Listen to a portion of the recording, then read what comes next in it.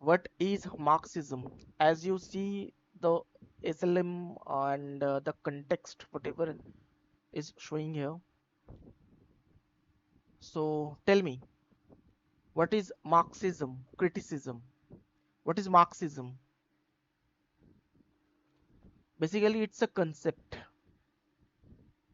materialistic concept. Just understand, it's a concept, materialistic concept.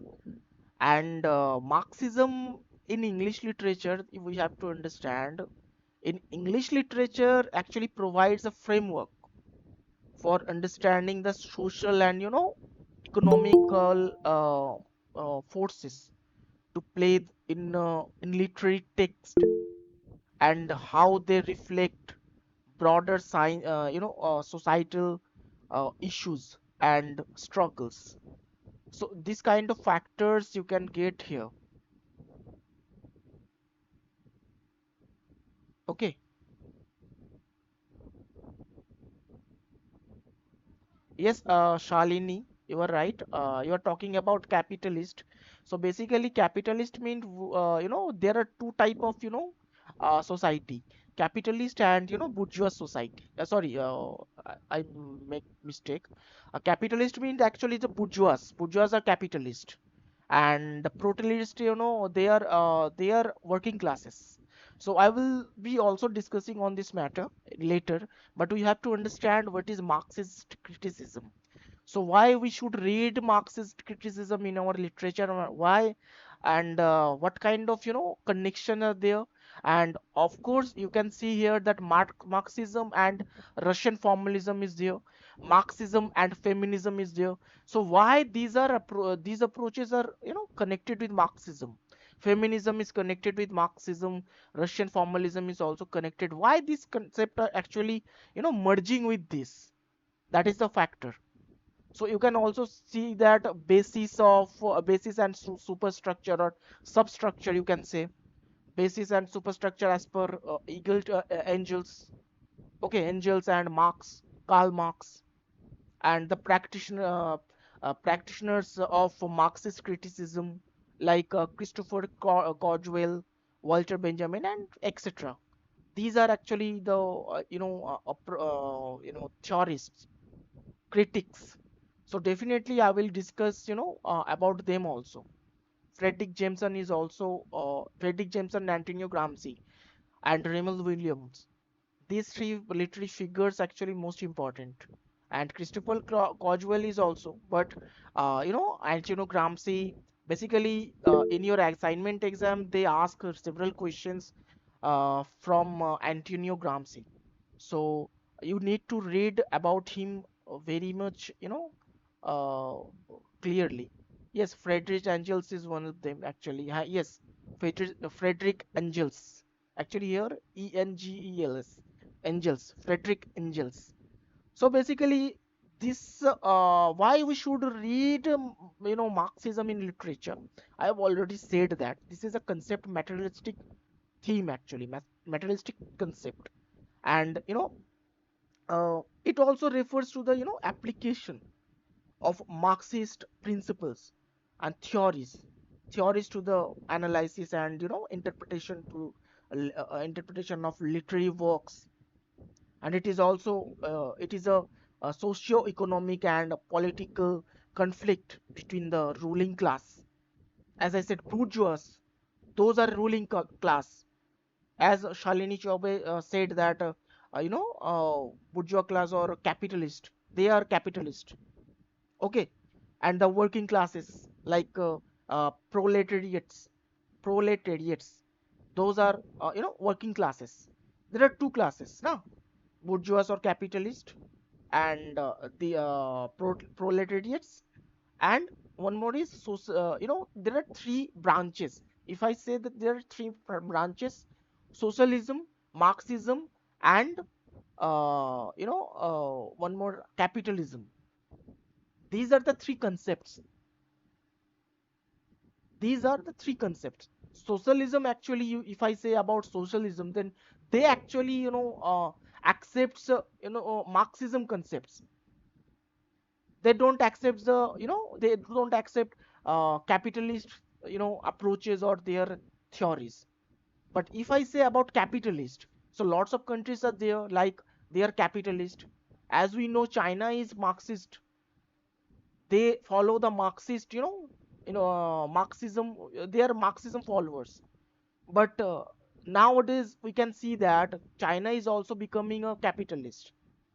America is capitalist. So lots of other countries are was there who were a capitalist, who were, if I say, who were followers of if I say Marxist,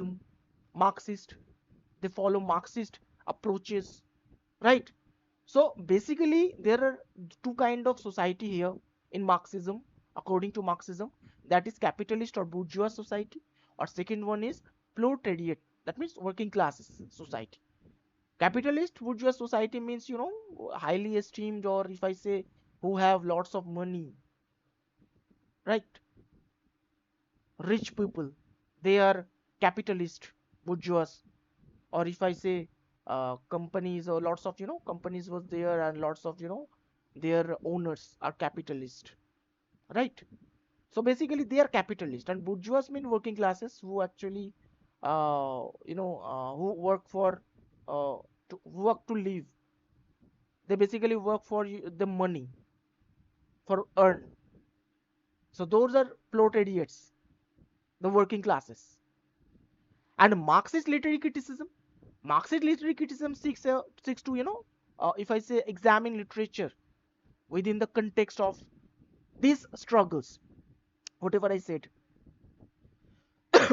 sorry, these struggles, and also exploring how literary text reflect, critique, or if I say, perpetuate the ideologies and power dynamics. Dynamics of what? Power dynamics of society in which they were produced, right?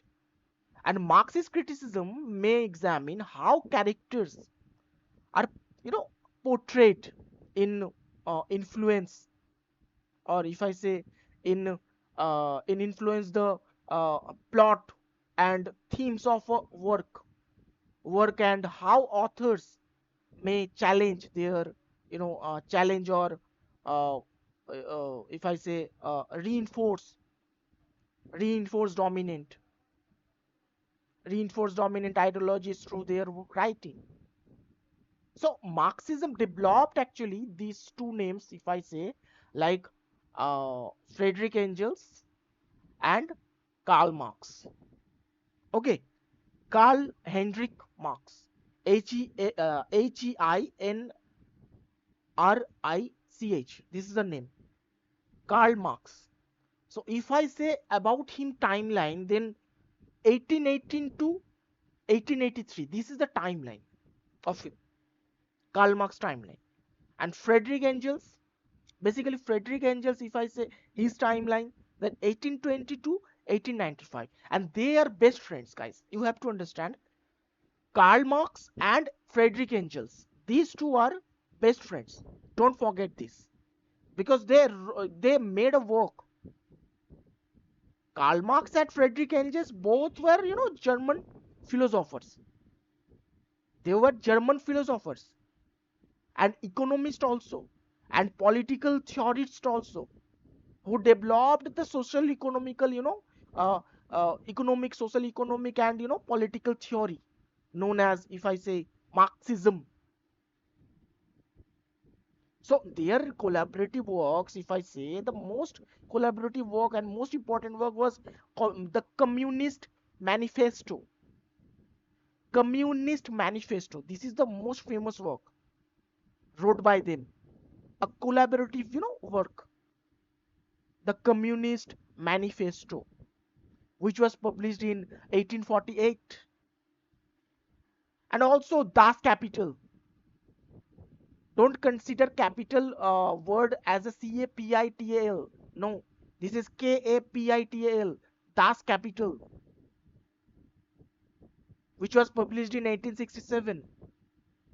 And it is have actually, Das Kapital and the Communist Manifesto, both are, both have had a profound impact in the world, both in terms of intellectual through and practical political movements. Marx and Engels, analyzed the capitalist, if I say system. They analyzed the capitalist system. They also against of this capitalist system, because जो rich है वो rich हो जा रहा है और जो गरीब है वो गरीब हो जा रहा है. इस कंसेप्ट को आप लोग सही से समझो कि अभी के टाइम पे अगर आप लोग ये देखो कि जो कैपिटलिस्ट है, जितने भी कैपिटलिस्ट हैं, ठीक है, हम लोग के इंडिया में भी मैं बोल रहा हूँ, हम लोग के इंडिया जो है वो कैपिटलिस्ट भी नहीं बोल सकते, प्रॉपर मार्क्सिज्म को फॉलोअर करने के भी लिए नहीं बोल सकते, या फिर सोशलिज्म को फॉलो करने के लिए भी नहीं बोल सकते. Basically we are mixed fried rice, if I say, I mean to say capitalism में हम लोग आगे बढ़ रहे हैं, it's okay, but lots of countries was there and lots of country are there. Like if I say China का example जैसे मैंने दिया, चाइना क्या था, मार्क्सिस्ट मतलब अप्रोचेस के साथ वो था ना. अभी क्या हो रहा है, अभी हम लोग देख रहे हैं कोरोना के टाइम के बाद से चाइना भी एक कैपिटलिस्ट मतलब अप्रोचेस को वो एक्सेप्ट कर रहा है. वो धीरे धीरे बहुत ज्यादा अपना इकोनॉमिकल जो पावर है उसको बहुत ज्यादा वो ग्रो कर रहा है. इसको समझो आप लोग.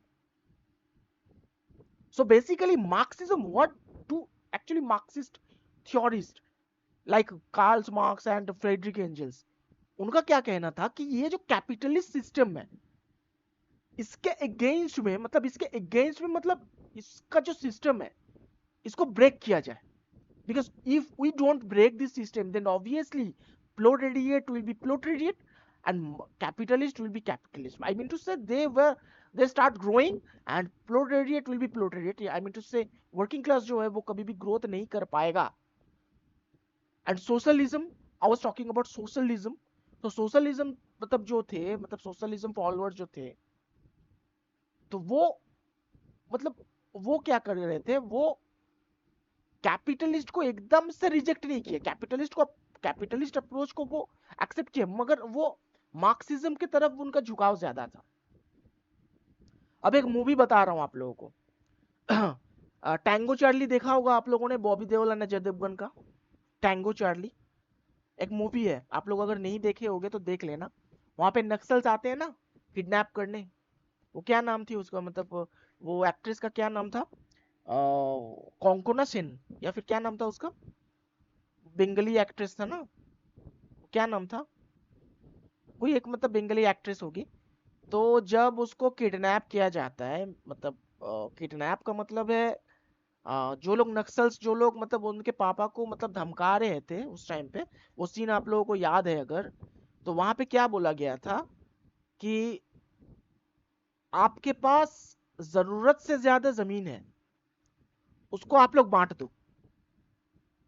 फैक्ट को समझो, वो ये बोल रहे थे कि आपके पास जरूरत से ज्यादा जमीन है, आप इसको बांट दो. मतलब मार्क्सिज्म का क्या है कि वो बोल रहे हैं कि आपके पास अगर जरूरत से ज्यादा अगर धन संपत्ति है तो उसको प्रोलेटेरिएट जो सोसाइटी है उसके साथ आप कंट्रीब्यूट करो ना, डिस्ट्रीब्यूट करो. ऐसा ना हो आप कमाई कर रहे हो, इट्स ओके, आप अच्छी बात है कि आप कमाई कर रहे हो, मगर आप दिन ब दिन कमाई करते करते करते एक ऐसा पोजीशन में चले गए कि जहां पे नीचे प्रोलेटेरिएट है उनका कोई प्रॉफिट नहीं हो रहा है सही से. उनसे आप काम करवा रहे हो 500 का, आप उसको दे रहे हो 50 रुपए. मतलब आप लोग सोचो, 10 गुना काम करवाने के बाद 10 गुना. इवन अभी के समय पे भी मैं बोल रहा हूँ, आप लोग कोई ना कोई यहाँ पे जो है, आप लोग प्राइवेट सेक्टर्स में आप लोग जॉब करते हैं जरूर. तो कहने का ये मतलब है कि प्राइवेट सेक्टर्स में जब आप लोग जॉब करते हैं तो वहां पे आप लोग ये भी आप लोग फॉलो किए होंगे कि जो मुनाफा है, मान लीजिए आप एक कोई लीड या फिर कोई भी जॉब आप कर रहे हैं, या फिर कोई भी लीड आप उसको प्रॉपरली सक्सेसफुल बना रहे हैं, चाहे कोई भी हो, आप मार्केटिंग सेल्स में हो या फिर मान लीजिए आप किसी भी तरीके का मतलब आप डेस्क जॉब कर रहे हो, तो जो भी मतलब आप कर रहे हो, वो जो आपका जो मालिक है या फिर आपका जो मतलब बॉस है, उसको कितना प्रॉफिट हो रहा है, उसको अगर ₹500 प्रॉफिट हो रहा है ना, तो वो आपको कितना दे रहा है मंथली का, मैं बता रहा हूँ 10% दे रहा है, या फिर 10% भी नहीं देता है। अगर कोई कंपनी का टर्नओवर है मंथली का, अगर मैं बोलूं कि वो कंपनी कमा रहा है 5 लाख, आप लोगों का सैलरी होना चाहिए पर एम्प्लॉय, अगर आप एक एम्प्लॉय हो तो 10% शेयर में भी आपको अगर सैलरी दिया जाए तो 50,000 होगा ना, 5 लाख का। तो क्या आप लोग 50,000 सैलरी आप लोगों को दिया जा रहा है? नहीं। मान लो आप लोग कोई इंश्योरेंस कंपनी में काम कर रहे हो, मान लो आप लोग कोई कैपिटलिज्म में कोई मतलब रिलेटेड कोई एक चीज में आप लोग इन्वॉल्व हो, काम कर रहे हो उस चीज में, आप लोग कमा कर दे रहे हो महीने का 50 लाख या 25 लाख, तो आपका सैलरी क्या 2.5 लाख है? मैं बस ये बात बोल रहा हूँ। जो प्रोडक्ट्स है उनका कॉस्टिंग मैं बता रहा हूँ, उनका कॉस्टिंग अगर 60,000 70,000, या कोई मोबाइल फोन में काम कर रहे हो तो मोबाइल फोन स्टोर में अगर एक एक मोबाइल फोन का, मान लो कोई एप्पल स्टोर में काम कर रहा है तो वो एप्पल एक एक एप्पल फोन का मतलब आईफोन का आपको पता है कि उसका एक प्राइस कितना होता है, 1.5 लाख 2 लाख के करीबन आता है। तो आप लोगों का टारगेट, अगर मान लो एक समय के लिए आप लोग समझ लो, आप लोगों को टारगेट दिया गया कि 5 आईफोन आपको इस महीने बेचना है, समझो कंसेप्ट को। तो आप लोग बेच रहे हो 5 से ज्यादा, 6 7, आप लोगों को इंसेंटिव दिया जा रहा है, इट्स ओके। बट 5 आईफोन में 5 आईफोन 1 लाख 1.5 लाख का अगर आता है, तो आप लोग समझो 7.5 लाख का आईफोन आप बेचे हो, 7.5 लाख का आईफोन बेचकर आप लोगों का सैलरी कितना हो रहा है? 20,000 25,000, इससे ज्यादा देगा नहीं, मोबाइल कंपनीज देता भी नहीं है। तो कहने का ये मतलब है, मार्क्सिस्ट कैपी मतलब अप्रोचेस, मतलब मार्क्सिस्ट जो है वो ये बोल रहे हैं, आप जो वर्किंग क्लास है उनको जो आप मतलब उनका जो मेहनत है कहने का ये मतलब है जो उनका जो मेहनत है उसको जो आप काम करवा रहे हो, उनसे आप जितना कंज्यूम कर रहे हो, जितना मैन पावर देकर आप चीजों को कंज्यूम कर रहे हो, प्रॉफिट कंज्यूम कर रहे हो, आप उसको दे कितना रहे हो? 10% से भी कम। सो मार्क्सिस्ट जो है वो ये मानते हैं कि आपके पास अगर जरूरत से ज्यादा अगर आपके पास कैपिटल हो तो उसको बांट दो। किसके साथ? किसके साथ बांटो? प्रोलेटेरिएट के साथ। समझा पा रहा हूं?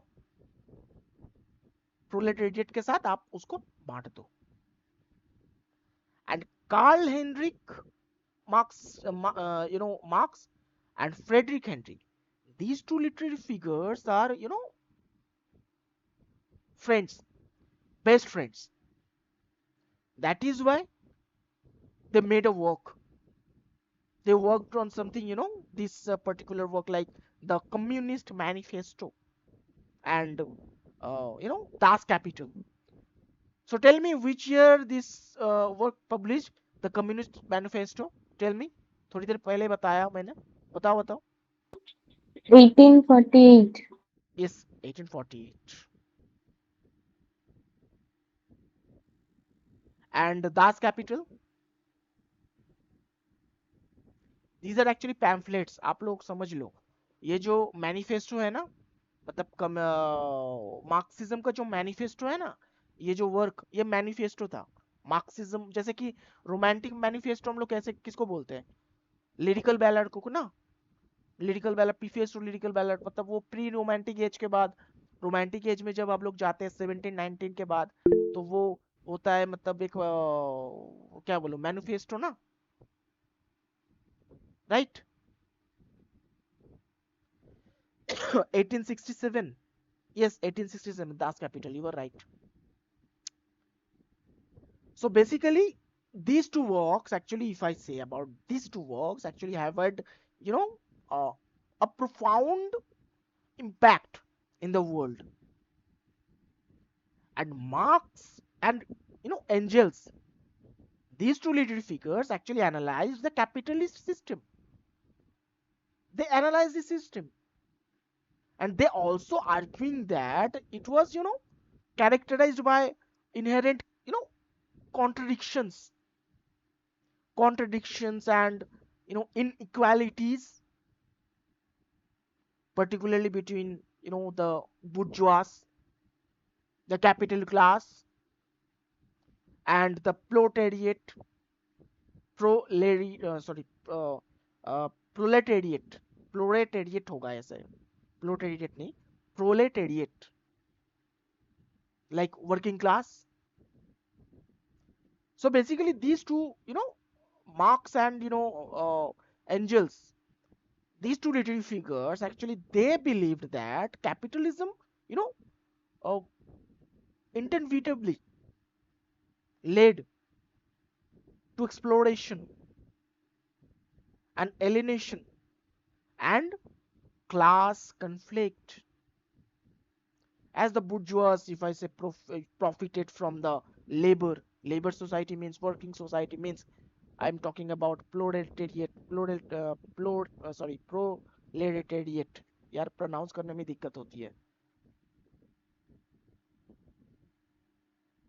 So bourgeois basically profited from labor of the proletariat. And even these two literary figures, their ideas even inspired numerous social and political movements around the world, particularly in 19th century to 20th century. Sorry, yes, this time period actually, in 19th and 20th centuries. And Marxism basically become the theoretical foundation for various societal or socialist and communist movements seeking to challenge capitalist dominance and create a more equitable society.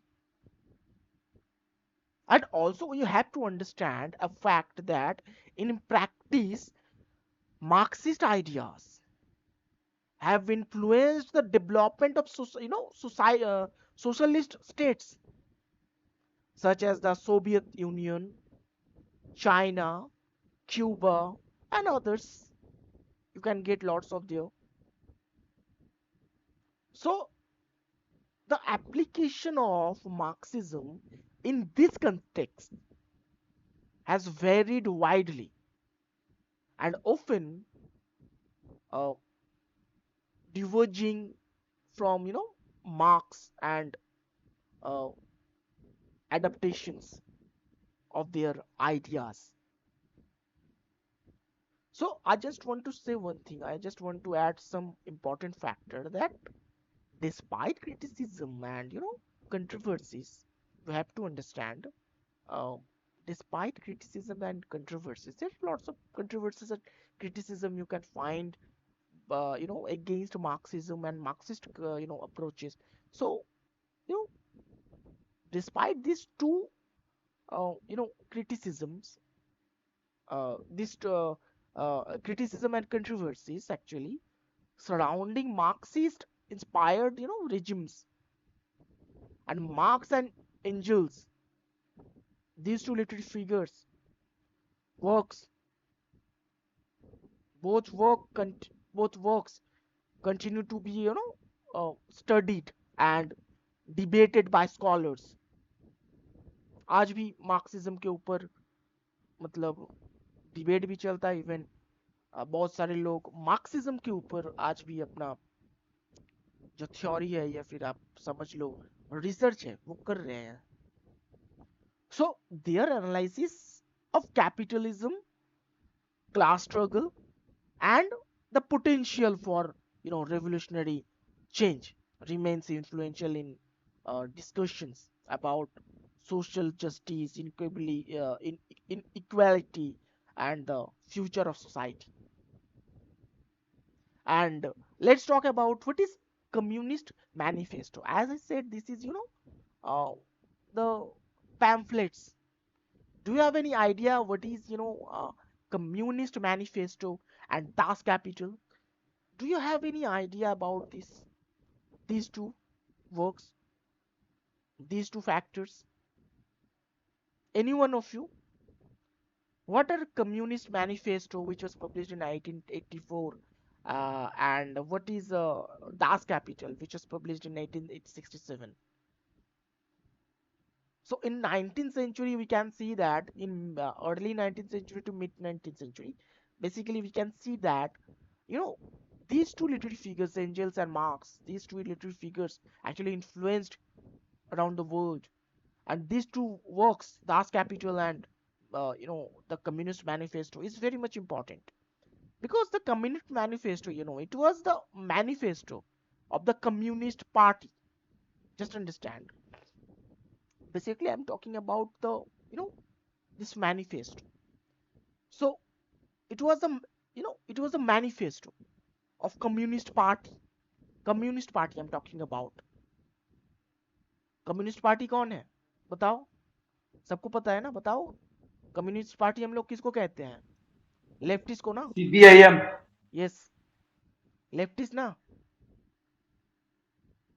So basically, this is the manifesto of Communist Party, and which is political pamphlets written by Karl Marx and Friedrich Engels, and which was published in London.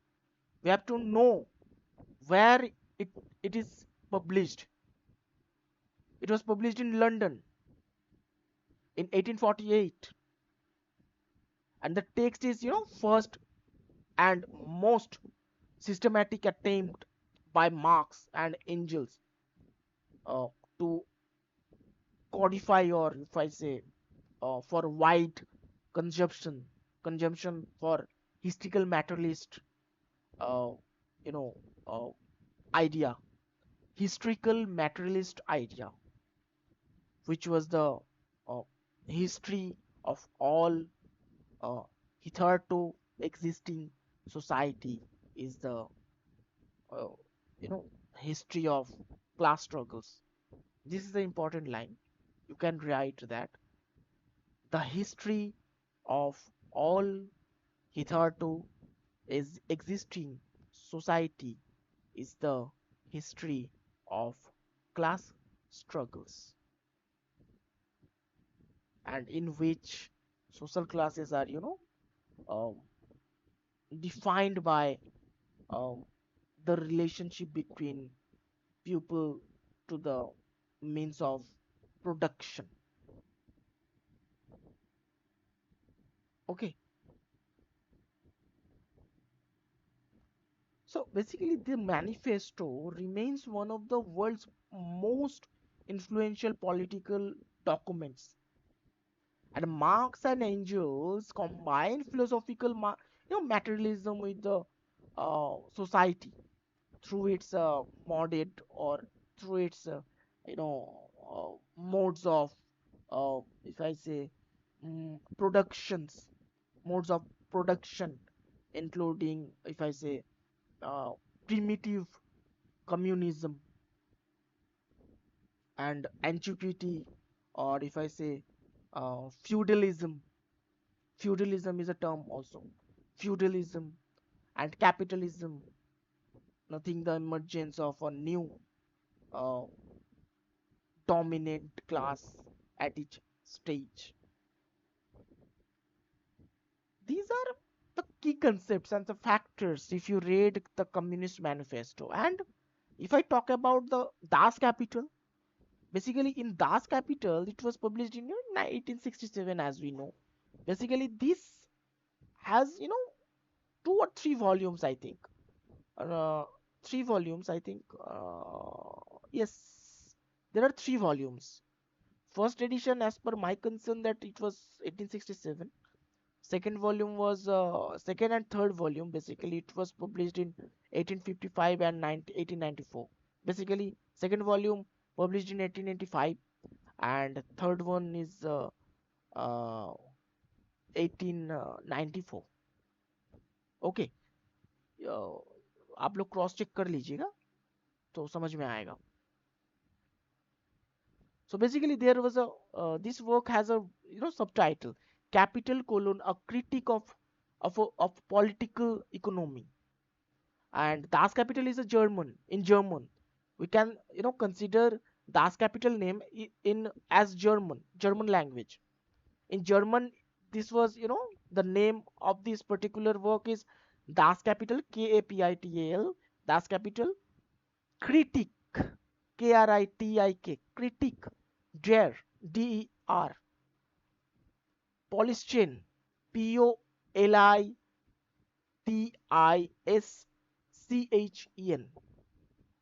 ओकोनोमी, ओकोनोमी मतलब economy समझ लो आप लोग। तो यहाँ पे अगर तोड़ो Das Kapital, critic, जर, पॉलिस्टियन मतलब पॉलिटिकल कुछ मतलब बोला जा रहा है, और ओकोनोमी, ओकोनोमी का मतलब है इकोनॉमी समझ लो।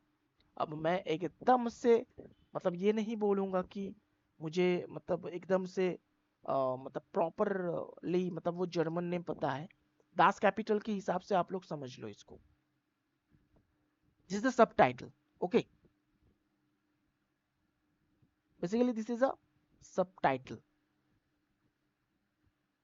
And the text, second and third volumes, guys, just understand of interesting fact. Second and third edition, these two editions actually were completed uh, from Marx notes after his death, and published by his colleague Frederick Engels after the death of, posthumously, if I say, after the death of Karl Marx. Das Kapital is the most cited book in the social sciences. Okay, and it was published in before, which was published in before in 1950. Basically, this was most cited before, 1950. Okay, so you got the idea what are they actually wanted to say about Das Kapital and uh, bourgeois or proletariat or everything. So let's talk about the say next point, that is uh, basis and superstructure. Guys, these points are very important. Basis and superstructure by Engels, basis and superstructure by Marx. These are very much important two factors, guys, because uh, if I say about the Karl Marx, his idea, let's talk about his idea because he was a father figure. So definitely I would like to say about him. So basically his concept in superstructure, like if I say Karl Marx concept of the base and superstructure. And one more important factor I want to say, that base is more important, more effective than superstructure. Okay, base is just like a dominant, okay, dominant, if I say material. So here we have to understand base is dominant material. Okay, so according to Karl Marx concept on the base of, base and superstructure is a key aspects of his, theory of historical materialism, which forms a foundation of Marxist analysis of social, or if I say society. So this concept is, central to understanding how Marx viewed the relationship between economic structure of society. The society means the base, and its cultural, political, and ideological instructions or institutions or structures. So this is actually the superstructure. Okay, so society is base, and cultural, political, and ideological things are, these institutions are what? Superstructure. Don't forget this. According to Karl Marx, I'm talking about his perspective. And Karl Marx and Engels' perspectives are not, different. They are slightly different, but not different, because they are actually working on the same work. So definitely their approaches are the same. And Marx-based superstructure, if I say, Marx-based superstructure framework provides a theoretical lens for examining the relationship between economic and processes and social phenomena, and also highlighting the central role of economic factors in shaping the broader structure broader structure of society. Okay, so let's talk about what actually he wanted to say in base. Let's talk about the base. Base is important, base is dominant, so let's talk about the base. The base refers to the economic foundation of society. I'm talking about society. Society is based, so definitely the economic foundation of society, which includes the means of production. Understand, the means of production, such as factories and land and you know machinery things. And if I say social relations, basically, let's talk about social uh, relations of productions, such as relationship between workers and capitalists. So these are the social relationship. And according to Marx, I'm talking about the base, okay? I'm talking about this point, okay? This point. So basically, according to Marx, Karl Marx, so there are lots of aspects. According to Marx, the base determines the overall character and development of society, and it shapes the social and material condition in which people you know live and work. So this is the concept by uh, Karl Marx on base and superstructure. So let's talk about superstructure. Superstructure is also point now. So let's talk about this point, superstructure, because we know about the base. We understood what is base according to him, but we don't know about the superstructure. So let's talk about superstructure right now. So what is superstructure? Superstructure is like, encompasses all non-economic aspects of society. This is all non-economic. Understand the difference. Superstructure actually encompasses all non-economic aspects of society, including its cultural, political, legal, and ideological institutions.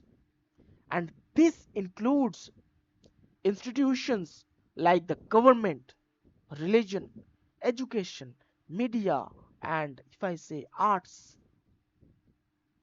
Marx, if I say about him, Karl Marx, sir, actually he argued that superstructure is, ultimately shaped by the economic base.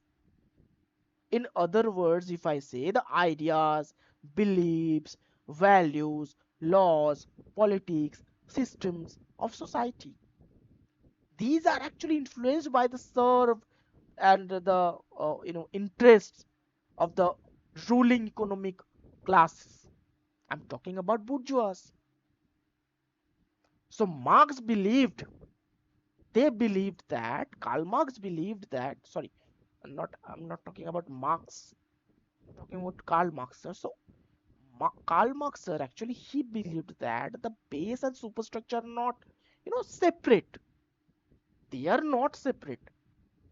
But base is dominant, yes, obviously, but they are not different. Or if I say they are not separate, or if I say independent entities, but uh, if I say independent entities, but they are interconnected and interdependent. Interdependent.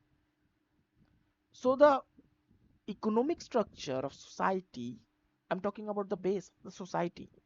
The economic structure of society provides the foundation upon which the superstructure is built, and it is shaping its, if it's shaping its from form and function.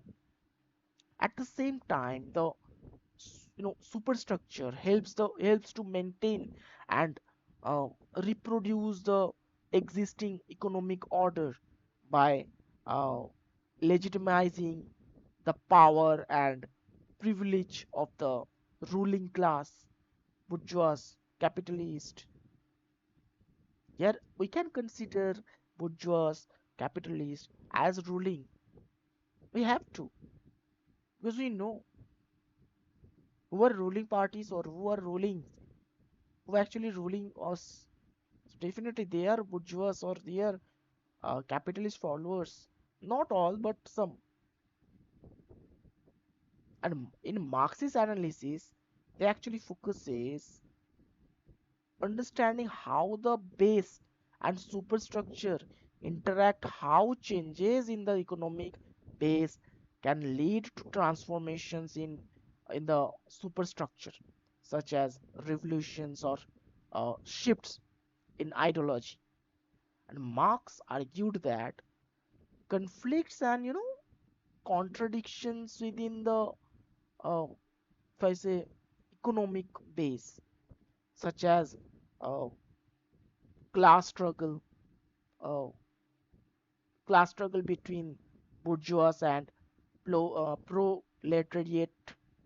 proletariat, and drive uh, historical change and shape the development of society as a whole. These are the concepts, these are the facts by our very dearest Karl Marx. So as I talked about Karl Marx, as I discussed about Karl Marx approaches in basis and superstructure. So remaining was is Engels, Friedrich Engels. Let's talk about him. What he wanted to say about basis and superstructure. We need to understand about him now, because we are reading this, we are understanding the factors. So definitely we have rights to understand, we have rights what actually these two literary figures wanted to say through this base and superstructure. So all we know, I think, I hope you were cleared totally, the concept is cleared. So next is we talk about I talk about angels, Frederick Engel's concept in this basis and superstructure.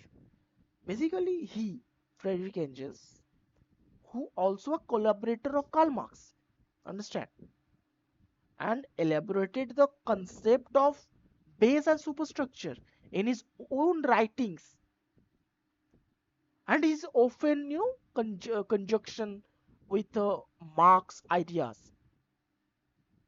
And Engels further developed and defined the concept, particularly in his work, एक work था, uh, uh, अभी याद नहीं आ रहा, yes, the origin of the family, ठीक है, लिख सकते हो, बहुत इंपॉर्टेंट है, मैं यहाँ पे पेंसिल देकर नहीं लिख सकता, आज वर्ड मतलब माइक्रोसॉफ्ट वर्ड नहीं खोला है मैंने, फिर भी आप लोग लिख लो, नाम बता रहा हूँ गूगल में मिल जाएगा आप लोगों को, अगर मैं गलत बता रहा हूँ फिर भी आप लोग क्रॉस चेक कर लेना, ठीक है।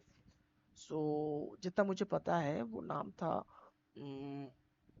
The origin of the family,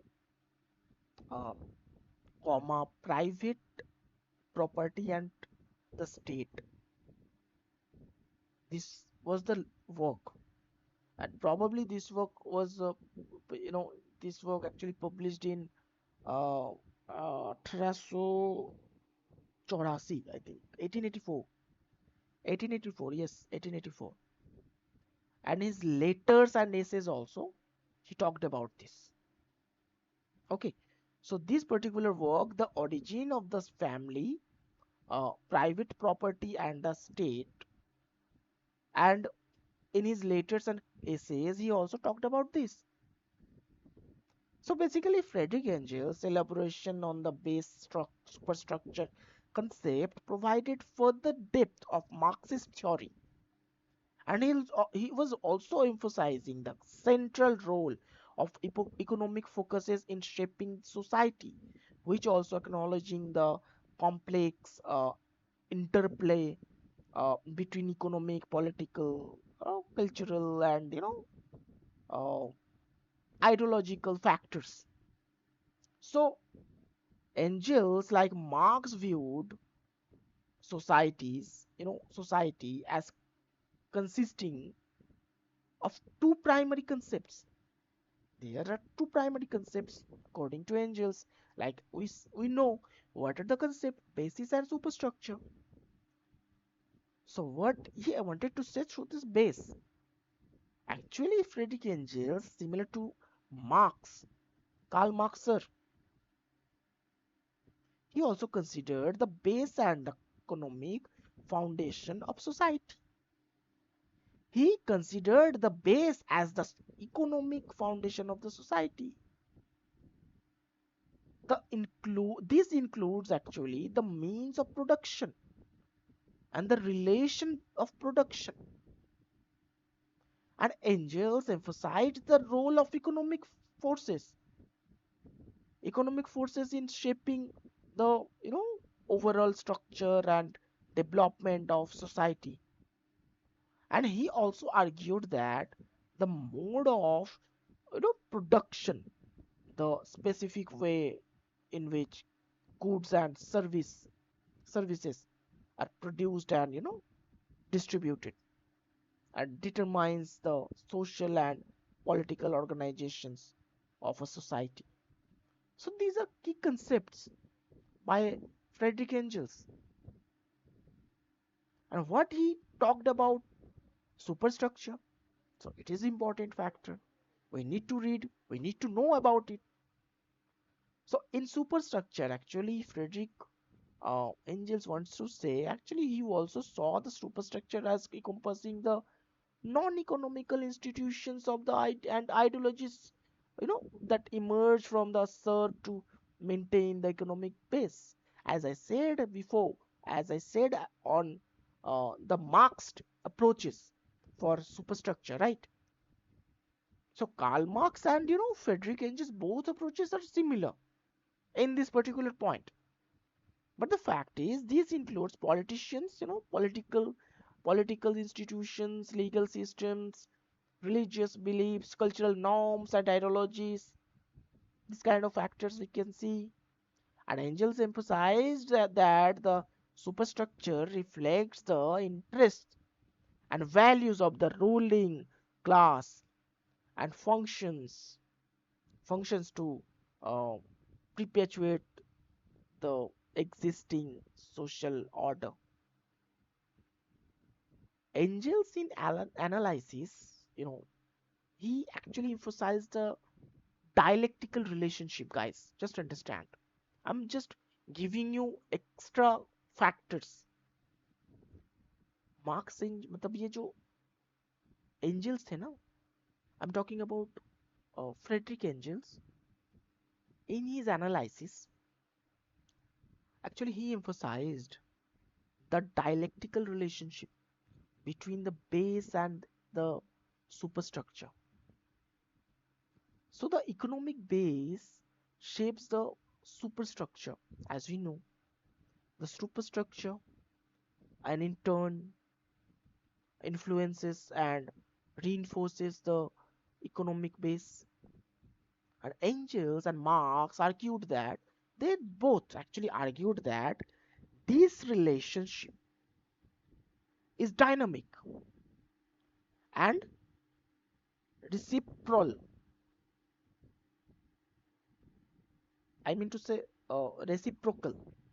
I want to say reciprocal, which changes in one aspect of society and leading to changes in the others, right?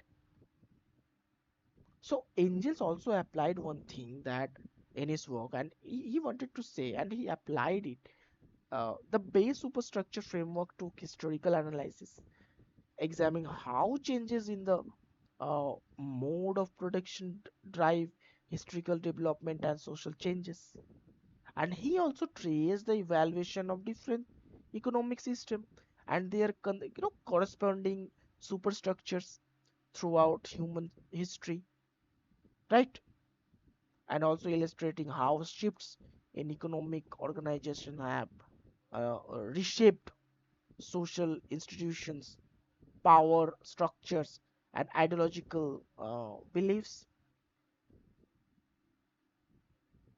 So these key concepts are very important, guys.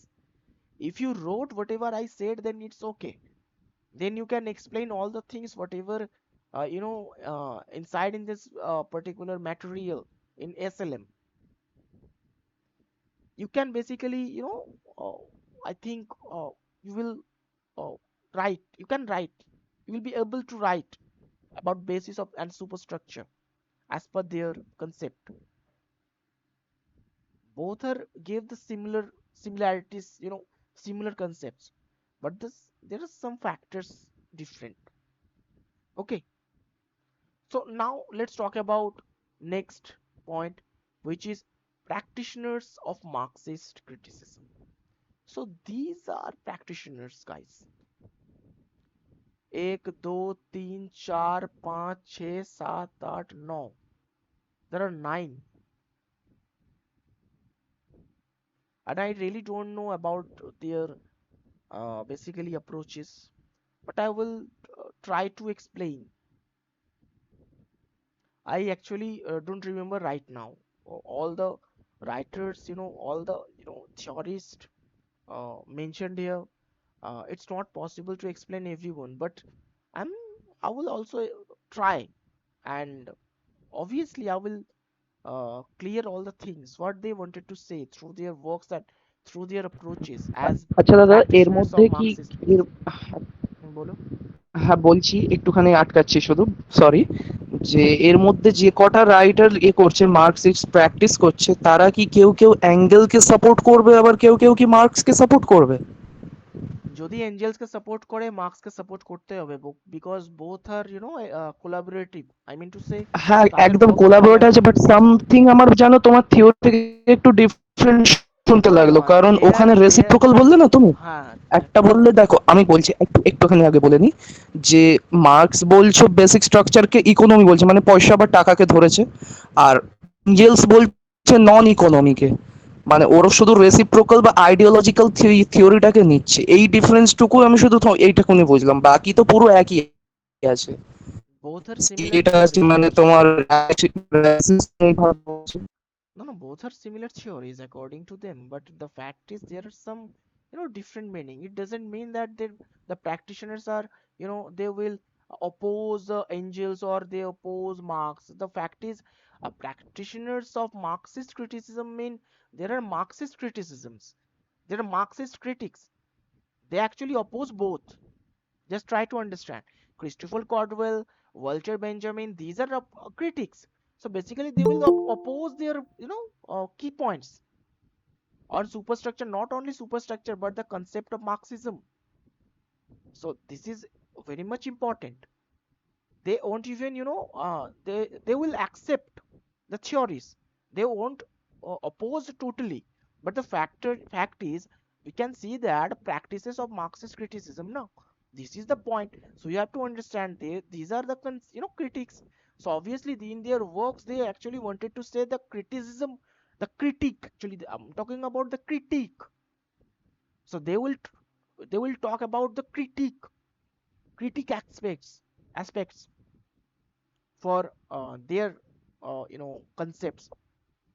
Marx or Frederick Engels, Karl Marx or Frederick Engels, basically Christopher Caldwell. Let's talk about him.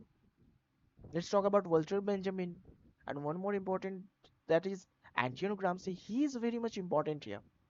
Antonio Gramsci and Raymond William. Don't skip these two because these are very much important. And also Terry Gilton. He is still alive. Terry Gilton. Don't forget this. He is still alive. Terry Gilton, sir. So I will explain what they wanted to say.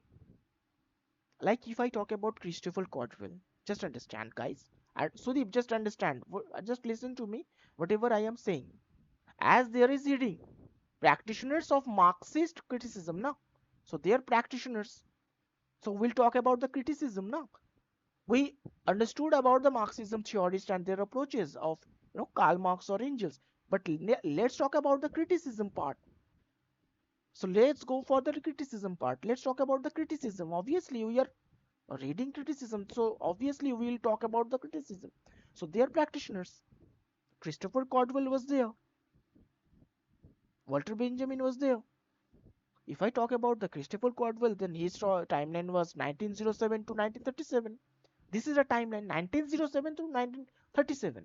Understand? After the Engels and Marx died, I mean to say after Engels Marx died means after after their concepts. Caldwell actually he was a British Marxist writer and is known for his most famous work, which is Illusion and Reality. Illusion and Reality. This is the most important work of him. I'm talking about Christopher Caldwell. Famous work is Illusion and Reality. And basically, in this book, he wanted to say he actually applied Marxist dialectical materialism to literary analysis. And he's also exploring how literature reflects and, you know, interacts with social and historical conditions. Caldwell argued the art and literature are products of their time. They are products of their time and also shaped by the economic and social forces of society. So simple. So that is why he argued that now. This kind of argument you can see in this particular book, Illusion and Reality. If you don't get in your SLM this point, then obviously you should write down. Illusion and Reality is most famous work by Caldwell, Christopher Caldwell. And if I talk about the Walter Benjamin and his timeline, what? His timeline was 1892 to 1940. So you have to understand the timeline. You have to understand the chronology. If you don't know about the dates, then obviously you are not a history literature. You are not a student of history of English literature because you are reading history of literature. Then dates are very much important. Timelines are very much important. Suppose you were talking about Christopher Caldwell before the uh, Marx or Karl Marx or Engels, then this will be error because Christopher Marlowe came after the Engels and Marx now. They are 19th century and he is 20th century people now. So I'm talking about them, 20th century people, these practitioners. I'm not talking about the 19th century people. If I talk about 19th century, then Marx and Engels was there. Their theories was there, but theories has not, the theory is not lasted as long. Lots of critics came. They came into being, and their theories also came into being. Now their approaches was there. Christopher Caldwell is also, talked about his approaches in this work, illusion and what I said, illusion and reality in this work. And Walter Benjamin, the timeline was 1892 to 1940, and he talked. He was also a German Jewish. He was German Jewish, as we know, and in that time, actually, Hitler actually, lots of he actually killed lots of Jewish in gas chamber. If you know the uh, thing, if you know the history, then obviously you know the factors. He actually hate, you know all the Jewish. They are as their writer or any kind of, if you were Jew, then obviously you were opponent of Hitler. So basically, uh, he was Walter Benjamin was a Jewish philosopher. He was Jewish, German Jewish, and also cultural critic. He was cultural critic. You have to understand. And Benjamin combined Marxist analysis with elements of Jewish, Jewish mysticism and uh, Frankfurt, Frankfurt, Frankfurt school thought. And his essay, if I say one important essay he wrote actually, the work of art and the age of mechanical, reproduction. This is the work, a very much important work by him. And here he is actually influential in it is influential in Marxist cultural criticism. I'm talking about criticism, not supporting of the criticism, not supporting of the Marxism. I'm talking about Marxist cultural criticism. So his contribution on this basis, and also he also examining the how art and mass media. I'm talking about mass media. Examining the art and mass media are if I say commodified, commodified under capitalism. And Benjamin's work also explored themes of history, memory, and technology type. So his concepts are, also the his concepts are also, opposed to this Marxism. And one more literary figure is Walter Benjamin and George Lucas. I talked about Walter Benjamin, so let's talk about George Lucas. Who is George Lucas? George Lucas, if I say about its timeline, then 1885 to 1971, this is the timeline. I know everything, guys. Don't be shocked, because I know the all the writers, timeline. Whatever you are reading in this perspective. Actually, if you ask me, what is the timeline of this writer, from the SLM actually, then obviously I will say, because मैंने उस हिसाब से उस level पे जाके, मतलब ये सोच लो पढ़ा भी है और रट्टा भी मारा है, ये भी सोच लो. So I'll know, I know every writer's timeline. अगर आप लोग किसी भी राइटर का टाइमलाइन पूछोगे, मैं बोल दूंगा easily. It's easy for me. So आप लोग भी इजी कर लो. So George Lucas, actually George Lucas यहाँ पे लिखा हुआ है. बहुत जगह पे आप लोगों को जॉर्ज जो है वो उसका स्पेलिंग कैसे लिखा जाएगा, एच देके, मतलब आप लोग देख सकते हो जॉर्ज, HEORG, ऐसे करके आप लोग देख सकते हो. बहुत जगह पे ऐसे लिखा होगा George लूकस. 1885 to 1971, this is the timeline. And he was Hungarian Marxist. Hungarian, I'm talking about Hungarian Marxist philosopher and literary critic. And he is actually developed the theory. uh, क्या थ्योरी था वो, रिफिकेशन करके थ्योरी था. रिफिकेशन, reification, REIFICATION. This is the theory. And he actually developed this theory, which work in his work History and Class Consciousness. This is very much important. If you are UGC NET aspirant, or if you are pursuing a PG EG, then obviously you should know this about this work, History and Class Consciousness.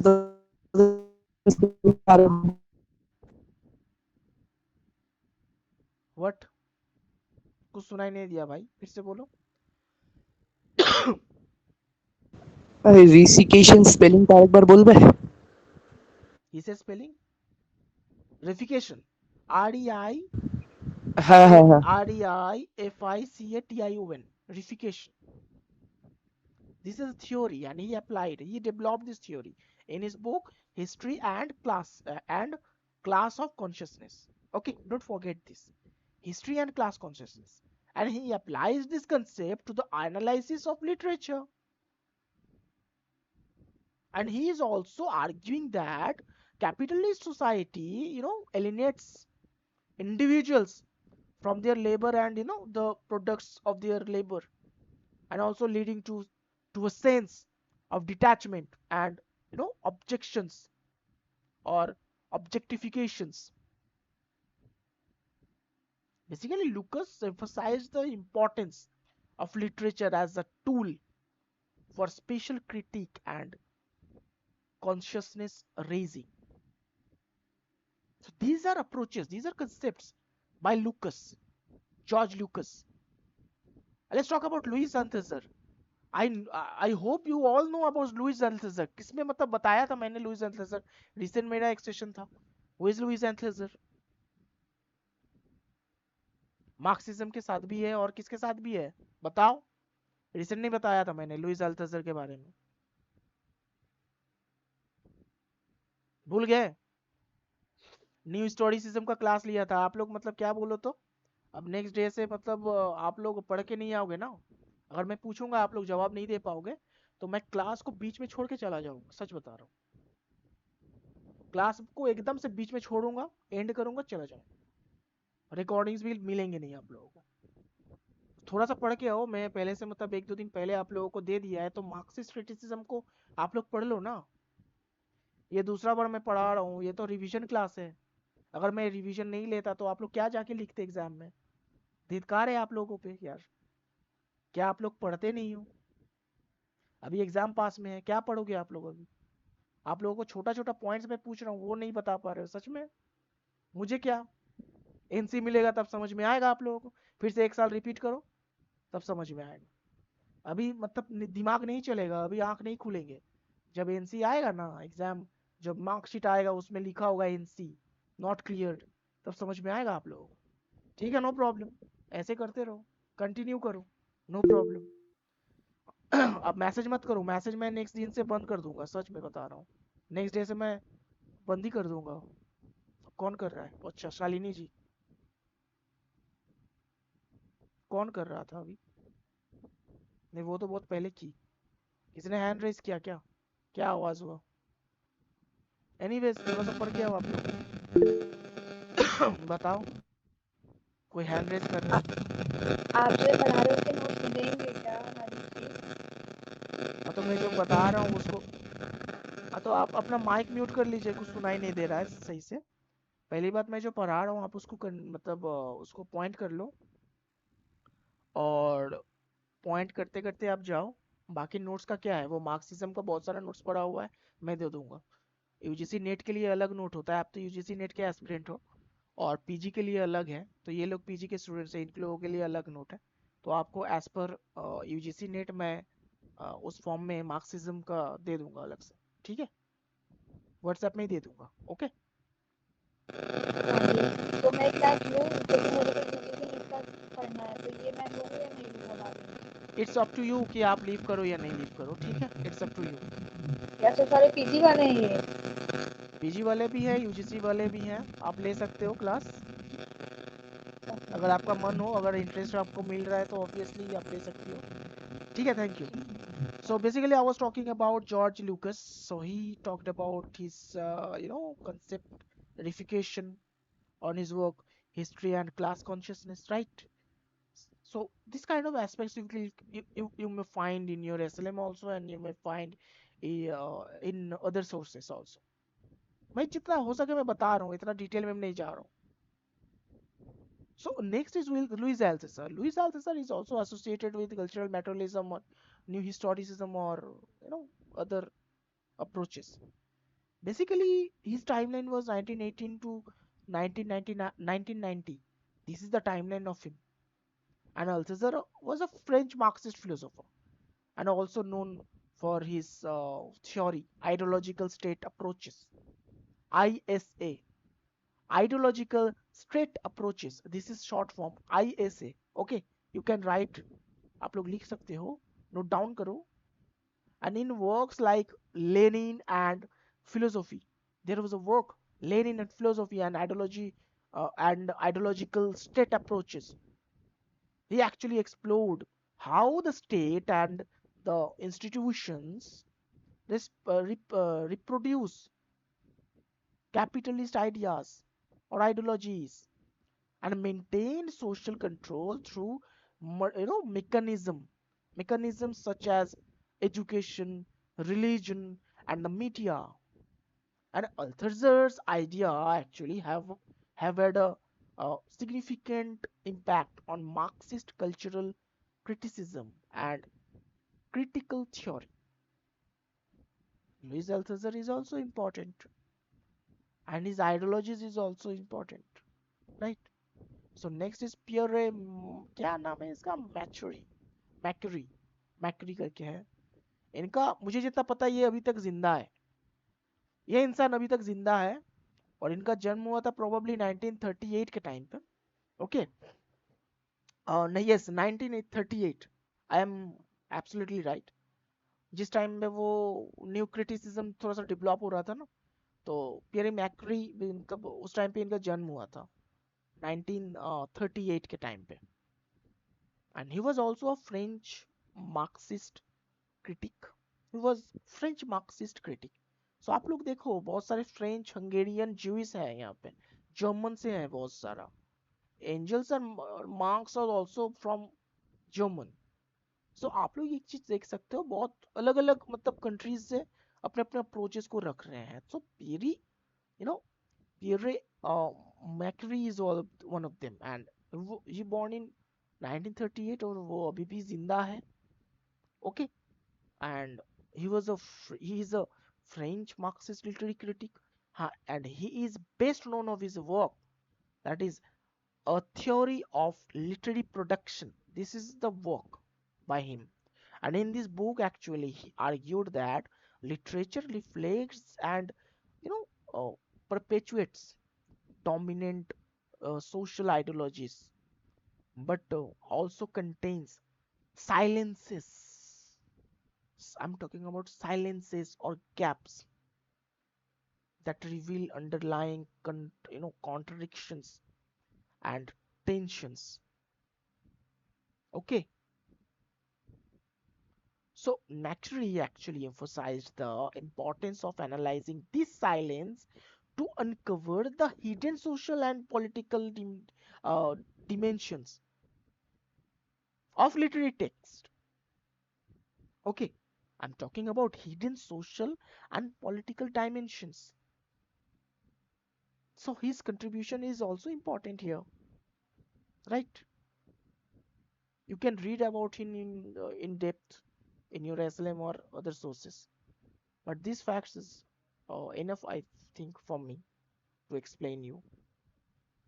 So next is Antonio Gramsci, which is a very much important literary figure. Don't forget him, because Antonio Gramsci died in 1937 and born in 1891. 1891 to 1937. This is a timeline, and he was an Italian Marxist, Italian Marxist theorist and politician, and is famous for his concept of cultural hegemony. Okay, cultural hegemony. Hegemony आप लोगों को पता है, मैंने बताया भी था hegemony कैसे क्रिएट किया जाता है। इस टॉपिक में मैंने बात भी की थी, cultural hegemony. So in his prison notebooks, Gramsci analyzed how ruling elites maintain power not only through, you know, uh, coercion, but also by shaping cultural norms, values, and benefits. Actually, Antonio Gramsci's ideas have been influential in Marxism.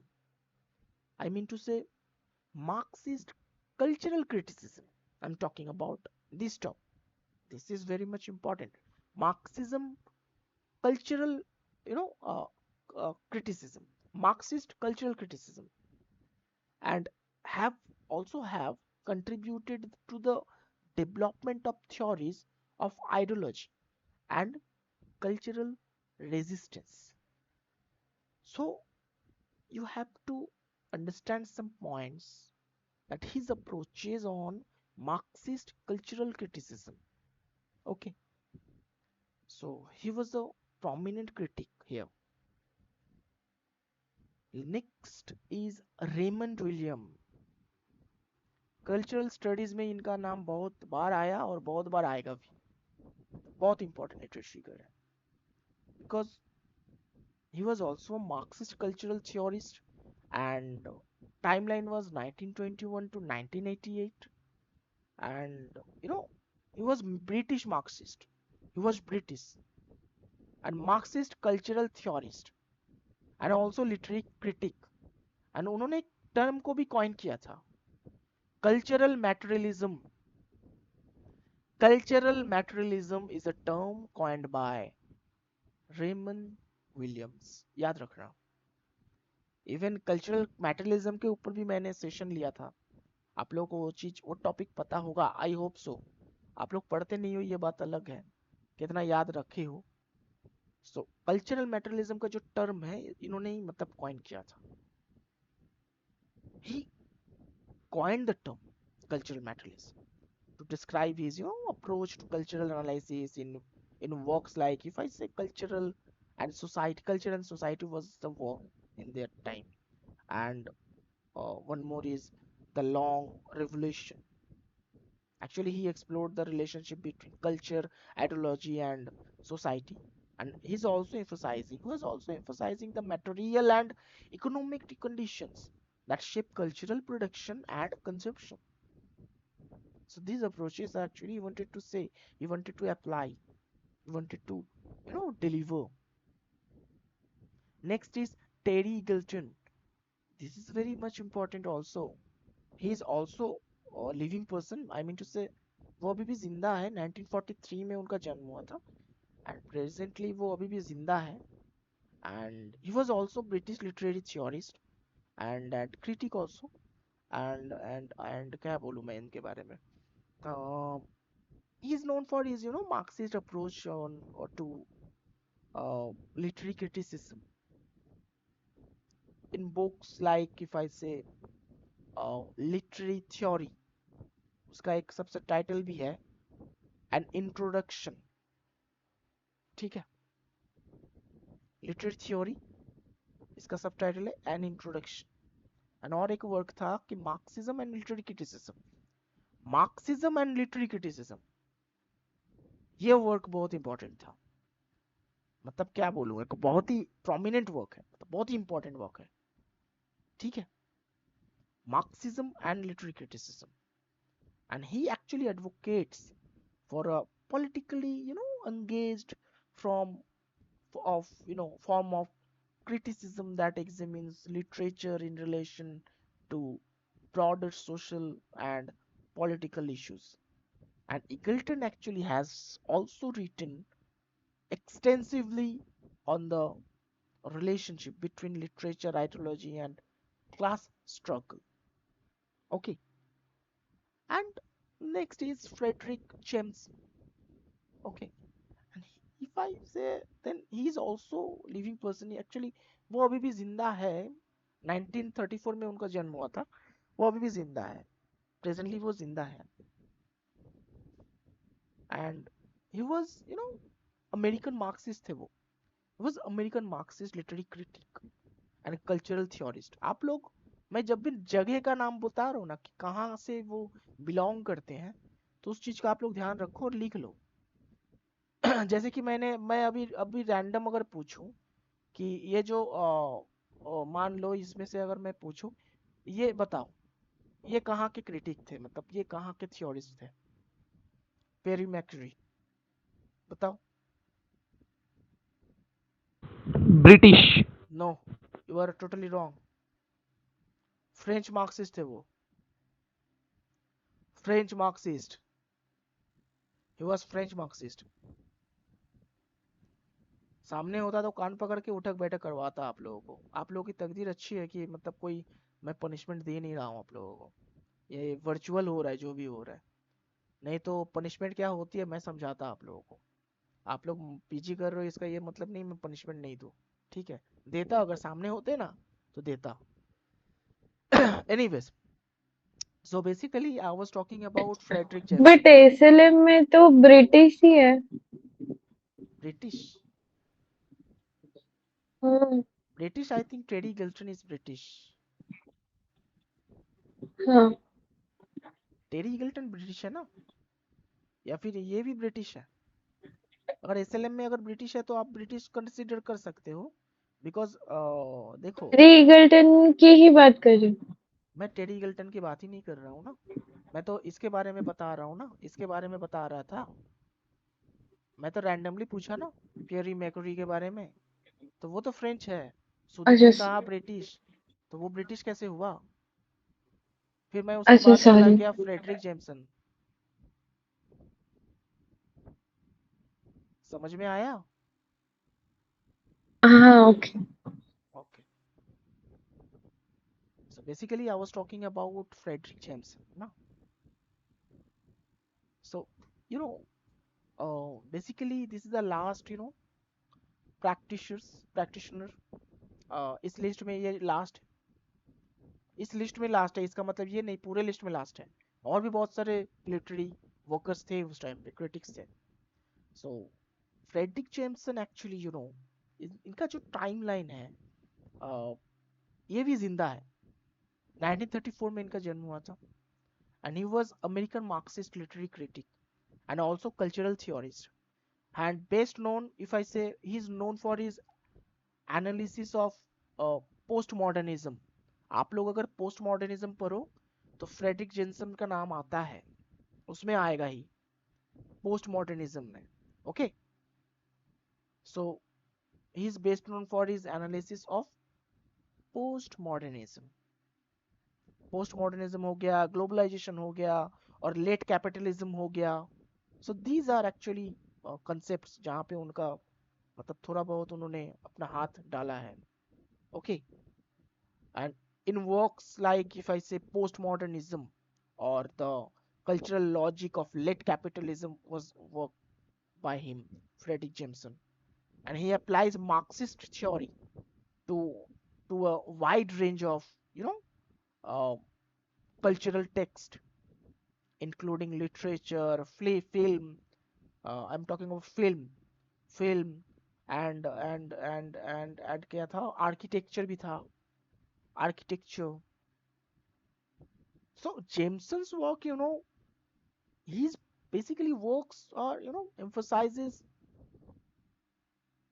the ways in which cultural forms reflect and respond to the economic and social conditions of contemporary capitalism. Okay, so these are the practitioners. Okay, practitioners of Marxist criticism. So let's talk about these two factors, guys. Marxism and others theory. Basically, these two factors are also important, because if you read any kind of literary work, right, like if I say, if you read some works on paper 6, which is also American literature, American literature, uh, uh, part of American literature. Paper 6 is part of American literature now. So some of them actually, if I consider there are also Marxist approaches. Like if I say, you can add Moby Dick, or you can Death of Salesman. I mean to say, lots of works are there which are also like Marxist approaches was there. I mean to say, you can connect Marxism uh, with them. मतलब ये जो concept है उसके साथ आप connect कर सकते हो. और यहाँ पे হ্যাঁ देखो, এইটা পারবো, এইটা বুঝে গেছি। হ্যাঁ Marxism হ্যাঁ and Russian formalism. তার মানে তো हाँ, যেটা হচ্ছে সমুদ্রের সাথে, মানে ওই যে ওয়েলটার সাথে আর স্পাম ওয়েলের সাথে ওই যে ফাইটের মধ্যে, মানে বেসটা না, মেনলি মানে যেটা হচ্ছে এহাব এহাব মানে যে রোলটা ওখানে, মানে যে জীবনটা পার করে এসছে আর যে ব্যবসাটা ওখানে চলছিল, ওটা সিস্টের উপরে ডিপেন্ড করে যাচ্ছে, যে স্পাম ওয়েলের মানে যে ইয়েগুলোকে বার করে বিক্রি করা। ইয়েগুলোকে বার করে মানে কি, এগুলোকে বার করে? ওই মানে স্পাম ওয়েল মানে তো হচ্ছে মানে যে স্পাম গুলোকে, তাই তো spam No, there are business different, যেটা চলছিল। there are different approaches. There are different approaches. I will also talk about this, and I will also give you some notes regarding this, and that is why I separated all the topics, right? If you see paper 5, then obviously I separated all the topics, because I will add some more works and more points there. That is why I separated all the topics. So basically I will give you some notes regarding this topic, and which literary works are there.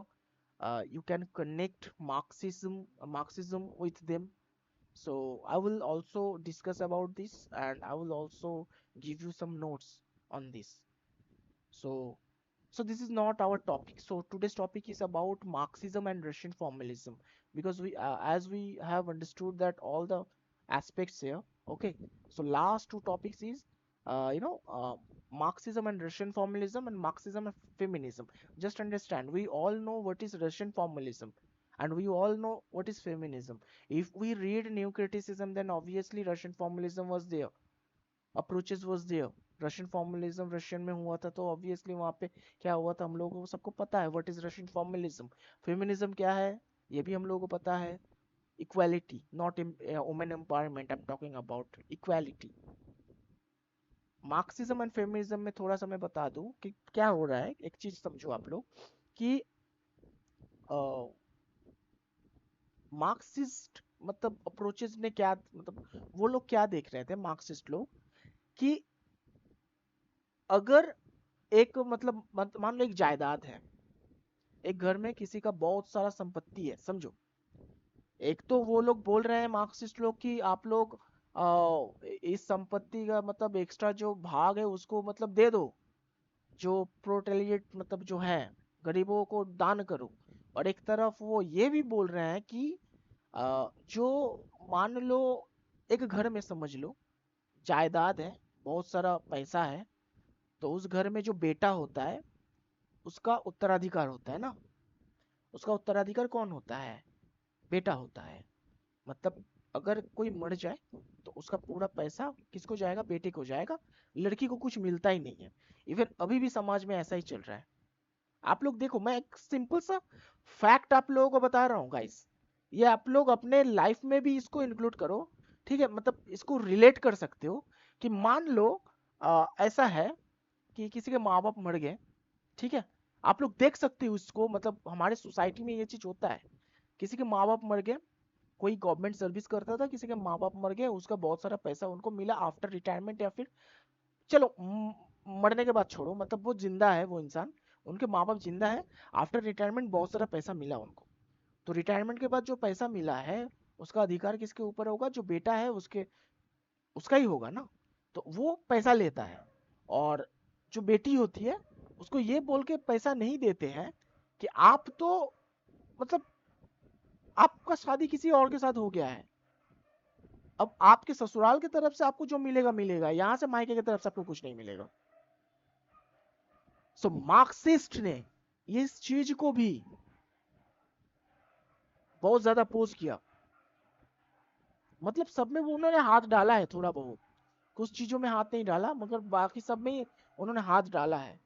और अपने aspects को, अपने topic मतलब उसको अच्छे से deliver भी किया है उन्होंने.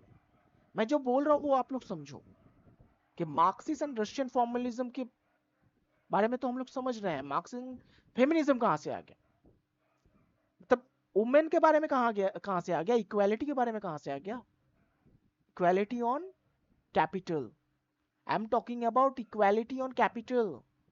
जितना अधिकार एक लड़के का है उतना अधिकार एक लड़की का भी होना चाहिए. It's all about quality. Are you getting my points? Confuse मत रहो. कोई अगर कुछ भी पूछना है तो पूछो, कंफ्यूज मत रहना. So basically these are two approaches, feminism and Russian formalism. Russian formalism and Marxism and Russian formalism actually both emerged during the roughly, if I say, the same historical period, and in response to similar questions about the nature and function of literature. Right? We all know about this now. Marxism and Russian formalism emerged during roughly the same, historical period. And if I talk about a Russian formalism, so actually which actually originated in Russia in early 20th century, and focused on the formal aspects of literature such as language, structure, and narrative techniques. Right? याद है? New criticism पढ़ोगे तो ये चीज समझ में आएगा. Formalism से ही मतलब न्यू क्रिटिक्स का जन्म हुआ है, ये भी बता सकता हूं मैं, आप लोगों को बता रहा हूँ ये चीज. Even formalist sought to develop a scientific approach to literary study, free from subjective interpretations and moral judgments. They emphasize the autonomy of literary language and the importance of defamiliarization, or making the familiar seem strange, as a means of encouraging critical engagement with text. Basically, both Marxism and Russian formalism recognize the importance material conditions in shaping literature and cultural, which Marxism emphasizes the socio-economic structure of society, and formalism focuses on the formal aspects of literature. So this is the difference. Both approaches and acknowledges the literature does not exist in a vacuum, but it is also influenced by broader social, economic, and historical factors. Marxism and formalism both analyzes the role of ideology, ideology in literature, albeit if I say albeit from uh, different angles. Marxism examines how literature reflects and perpetuates the dominant ideologies and the uh, ruling class, and while formalism, if I say, focuses on the ways in which literary language itself can recovery, or it can itself can convey ideological messages. Both approaches recognize the ideological nature, guys.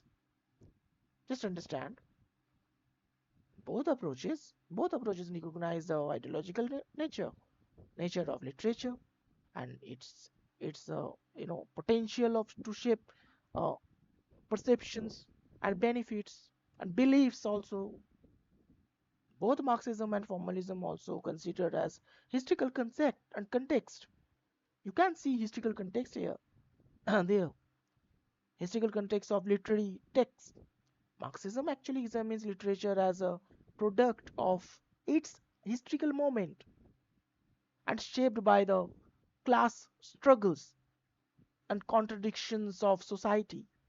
Formalism basically emphasizes the importance of considering the specific historical and cultural what context in which a literary work was produced, simple as well as its formal innovations and techniques. And Marxism and Russian formalism share also some common ground. They also have divergent methodological approaches. Marxism trends. I'm talking about Marxism, actually, it tends to focus on socio-economic conditions that underpin literature, I'm talking about underpin literature, while formalism emphasizes the instinct, intrinsic qualities of the text itself. Marxist critics may inappropriate formalist concepts such as defamiliarization into their analysis, recognizing the importance of formal innovation and in challenging dominant ideologies. Okay, these are the key concepts you have to understand. You have to know about Russian formalism and Marxism, because all we have to understand that if Russian formalism is here, or if we have to compact, or if we have to compile Russian formalism and Marxism, then obviously these points are very much important. We have to understand these two perspectives and concepts. If we are already familiar with these two concepts, then obviously we can explain, like I am explaining to you. I read this topic in, I think, I think before 1 year. I think it's been 1 year, but now I am explaining with you. I'm explaining to you every concept. like Marxism and Russian formalism. What is the difference and why they are compiling here? So you do the same. If you have Russian formalism concept, if you have Marxism concept, then obviously compile these both. Why these two topics are the in our syllabus and why we should read this. Understand? Question yourself now. Just question to yourself. Then why uh, universities actually considering these two in a same lens? Ask question to you now. Ask yourself. So let's talk about Marxism and feminism. Same idea. I mean to say same idea means if you don't know that what kind of lenses is there, then simple topic. Just understand what is Marxism. Just understand what is feminism. Or as we know the feminism approaches. As we know what is feminism. I'm talking about feminism. All we know about feminism. I talked about. I explained about it. Marxism and feminism both are critical, frameworks that analyze power dynamics and social inequalities and albeit from different perspectives. Marxism feminism is also known as socialist, feminism. This is also known as socialist feminism. Marxist feminism is also socialist feminism, and it also seeks to integrate, if I say, Marxist and feminism analysis to understand how gender oppression intersect intersects with class exploitation within capitalist societies. Basically, feminist theory, if you read the feminist theory, the feminist theory on the other hand examines the ways ways in which gender shapes, right? Gender shapes individuals experience the experience and opportunities within society. Feminist literary criticism explores how literature reflects gender norms and stereotypes. Yeah, come on, just understand. As well as how it can challenge or perpetuate, you know patriarchal ideologies.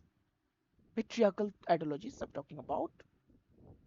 So Marxist feminism seeks to bridge these perspectives by analyzing how capitalism and uh, patriarchy intersect to produce and reproduce.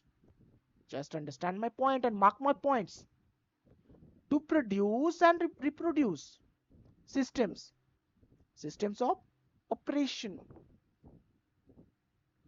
Marxism feminist argues, basically Marxist feminism was there. So Marxist feminist was there. So Marxist feminist actually they argue that capitalism relies on gendered gender division of labor and ideologies of uh, domestically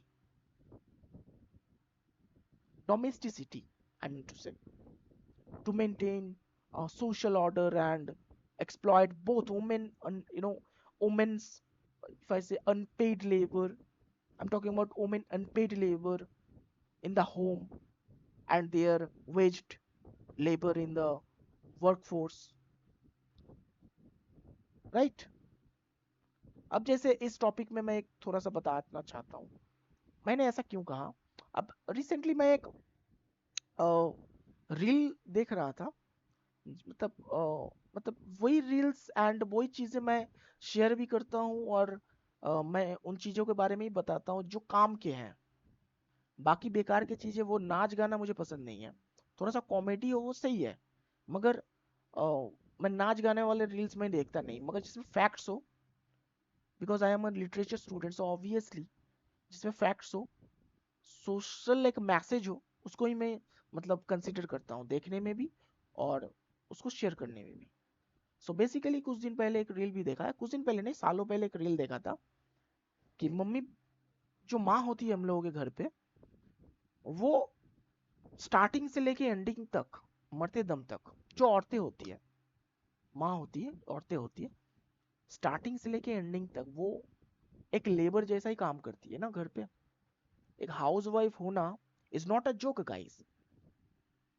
मतलब आप लोग यहाँ पे ज्यादातर female हो, आप लोगों को समझाने की जरूरत है नहीं, मगर फिर भी मैं बता रहा हूँ as a you know I am also feminist, but as a male मैं इस चीज को समझ सकता हूँ कि एक फीमेल होना जितना ज्यादा मतलब क्या बोलूँ, बहुत बड़ी मतलब एक चैलेंजिंग बात होती है। It's not a joke. एक माँ होना और एक हाउसवाइफ होना बहुत ज्यादा चैलेंजिंग बात होती है। हम लोग तो मतलब 9 to 5 जॉब करते बाहर, वो सिर्फ एक ही चीज पे काम करते हैं। कोई अगर अकाउंटेंट है, कोई अगर मल्टीटास्किंग भी कर रहा है, तो वो पर्टिकुलरली उस टॉपिक पे ही वो काम करेगा। मगर घर पे जो माँ होती है, जो वुमेन होती है, जो हाउसवाइफ होती है, समझो आप लोग, वो काम करती है 24 आवर्स। वेजेस का समझो आप लोग ना, 24 आवर्स वो काम करती है। वो उनको तनख्वाह मिलता है, उनको पैसा मिलता है। आप लोग सोचो कभी, इस चीज को लेके सोचो, उनको कभी तनख्वाह मिलता है? महीने में कभी तनख्वाह नहीं मिलता है। जो भी हस्बैंड या फिर जो भी आपके पापा हो या फिर हस्बैंड हो, जो भी लाते वो मतलब वो खर्च हो जाता है घर पे ही। ना तो उनको कोई तनख्वाह मिलता है, ना तो कुछ मिलता है। ठीक है, वो सारा दिन काम करते रहते, 24 hours, I am talking about 24 hours. आपको अगर, मैं रील्स के बारे में बोल रहा था ना, तो उसी में बताया गया, आपको अगर 24 आवर्स काम करवाया जाए और आपको ये बोला जाए कि आप हम सबका ख्याल रखें, आप 24 आवर्स काम करें, इस कंपनी का ख्याल रखें, और आपको एक भी पैसा नहीं मिलेगा। क्रिटिकल से क्रिटिकल सिचुएशन में आपको खड़े उतरना है। তাহলে এইটা आपको এইটা কারা বানিয়েছে দাদা?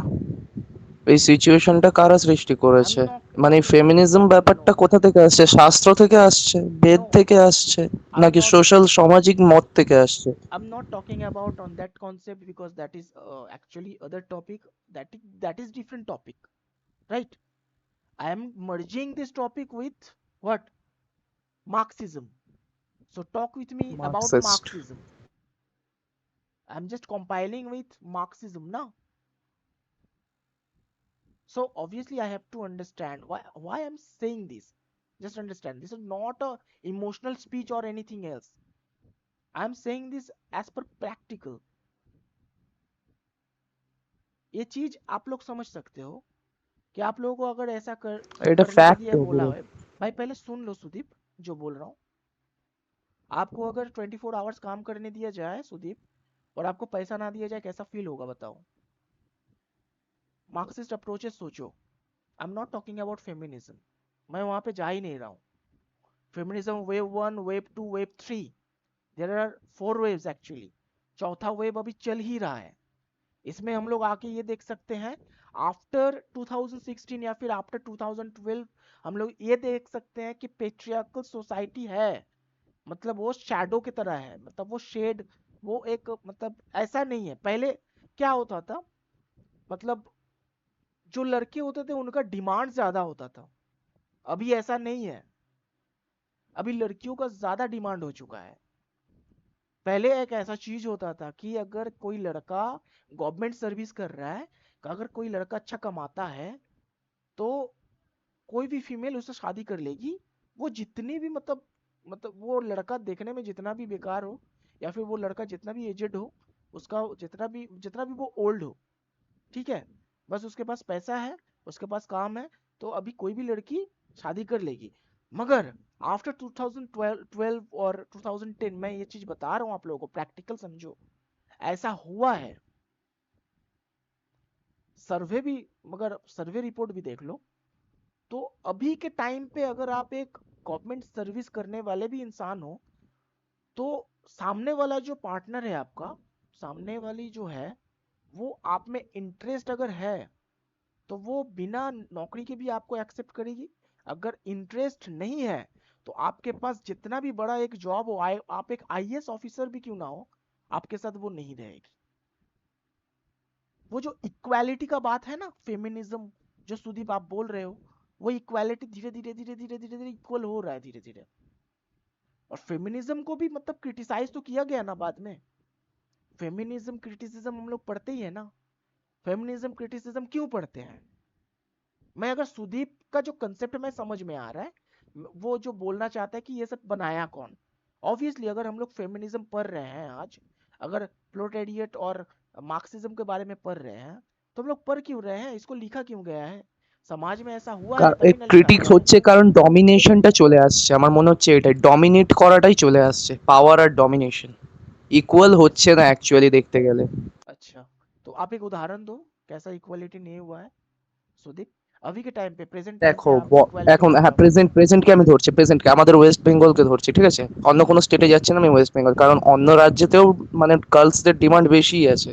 তো हम्म ওয়েস্ট বেঙ্গলে দেখো গার্লসদের যে কোনো কাজেতেই মানে এ করছে, ইকুয়ালিটি দিচ্ছে, যেরকম ছেলেদেরও হচ্ছে এরকম মেয়েদেরকে সেম পোস্টেই দিচ্ছে। বিকজ এবার মেয়েরা কি করছে, এটা মানে আমি কাউকে এ করে বলছি না, কিন্তু এতে মানে রাগ করবে না, হ্যাঁ প্লিজ। তো এতে কি হচ্ছে, মানে মেয়েরা মানে যেটা পেয়ে যাচ্ছে যে ক্ষমতাটা, ওরা অ্যাকচুয়াল ভাবতে শুরু করছে আস্তে আস্তে আস্তে আস্তে, মানে মানে নিজেদের ক্ষমতাটা এবার দেখাতে হবে, মানে এবার উপরি চর্চাটা নিচ্ছে। এই ছেলেদেরকে ডাউনে রেখে মানে আইনকে আইনকে নিজের মধ্যে থেকে রেখে ওরা ওই ক্ষমতারই একটা অপব্যবহার করছে, যেটা ছেলেরা আগে Okay, করতো, আগে okay, Sudeep. Okay, I dominate can করা। understand. I can understand because this session is recording. Actually, recording mode is on, so I'm not going in deep. Okay, because I will upload it on YouTube channel. So definitely, I'm not going in political or social or any kind of thing that I should not discuss in here. But the fact is, yes, you said appropriate thing that uh that is why I said na that feminism criticism हम लोग क्यों पढ़ रहे हैं, why we are reading about feminism criticism, because of they started dominate ना, they started dominating muscularity, masculine. So that is why we read feminism criticism. So lots of critical theories, lots of critics was there, their critical approaches was there. So obviously if someone is doing this kind of or dominating something, so obviously in present situation in 2024 you can't dominate to anyone, because if she or he has a political power or has a democracy, then obviously he or she will obviously down you, आपको वो कहीं से भी down कर सकती है, कर सकता है। पहले वो जो सिचुएशन था वो सोच आप अभी मत रखो। आपको अभी ये सोचना है कि सामने जो है अभी कंपटीशन है, एवरीवन इज इक्वल, गर्ल्स भी इक्वल है, बॉयज भी इक्वल है। अभी जितना पहले के टाइम पे होता था कि लड़के चूज करते थे, उसका थोड़ा सा मतलब कुछ अच्छा हो जाता था तो कोई भी मतलब एकदम हाई क्लास से हाई क्लास लड़की मतलब हो जाती थी, मतलब शादी वादी हो जाता था। अभी ऐसा नहीं है, अभी चीजें कुछ और है।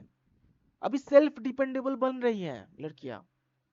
ज्यादातर अगर आप टीचिंग लाइन में देखोगे तो ज्यादातर मतलब स्कूल सर्विस में, टीचिंग लाइन में लड़कियां ज्यादा हैं। उनको ज्यादा क्यों रिक्रूट किया जाता है? क्योंकि उनमें वो पेशेंस होता है बच्चों को पढ़ाने के लिए। हम लड़के थोड़ा सा इम्पेशेंट होते हैं। ज्यादातर जो तादाद है ना वो लड़कियों का ही देखिएगा। आप लोग सर्वे कर लीजिए। मैं ऐसे बेकार में मतलब फेक न्यूज नहीं मतलब बताता, ये फैक्ट है, मैं फैक्ट बता रहा हूँ आप लोगों को।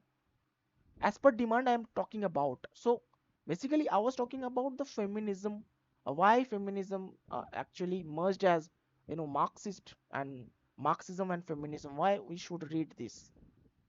This is also a factor, right? Both basically, see, understand, both actually uh, critical frameworks as we know. And feminist theory uh, examines the ways gender shapes individuals experience and opportunities within society.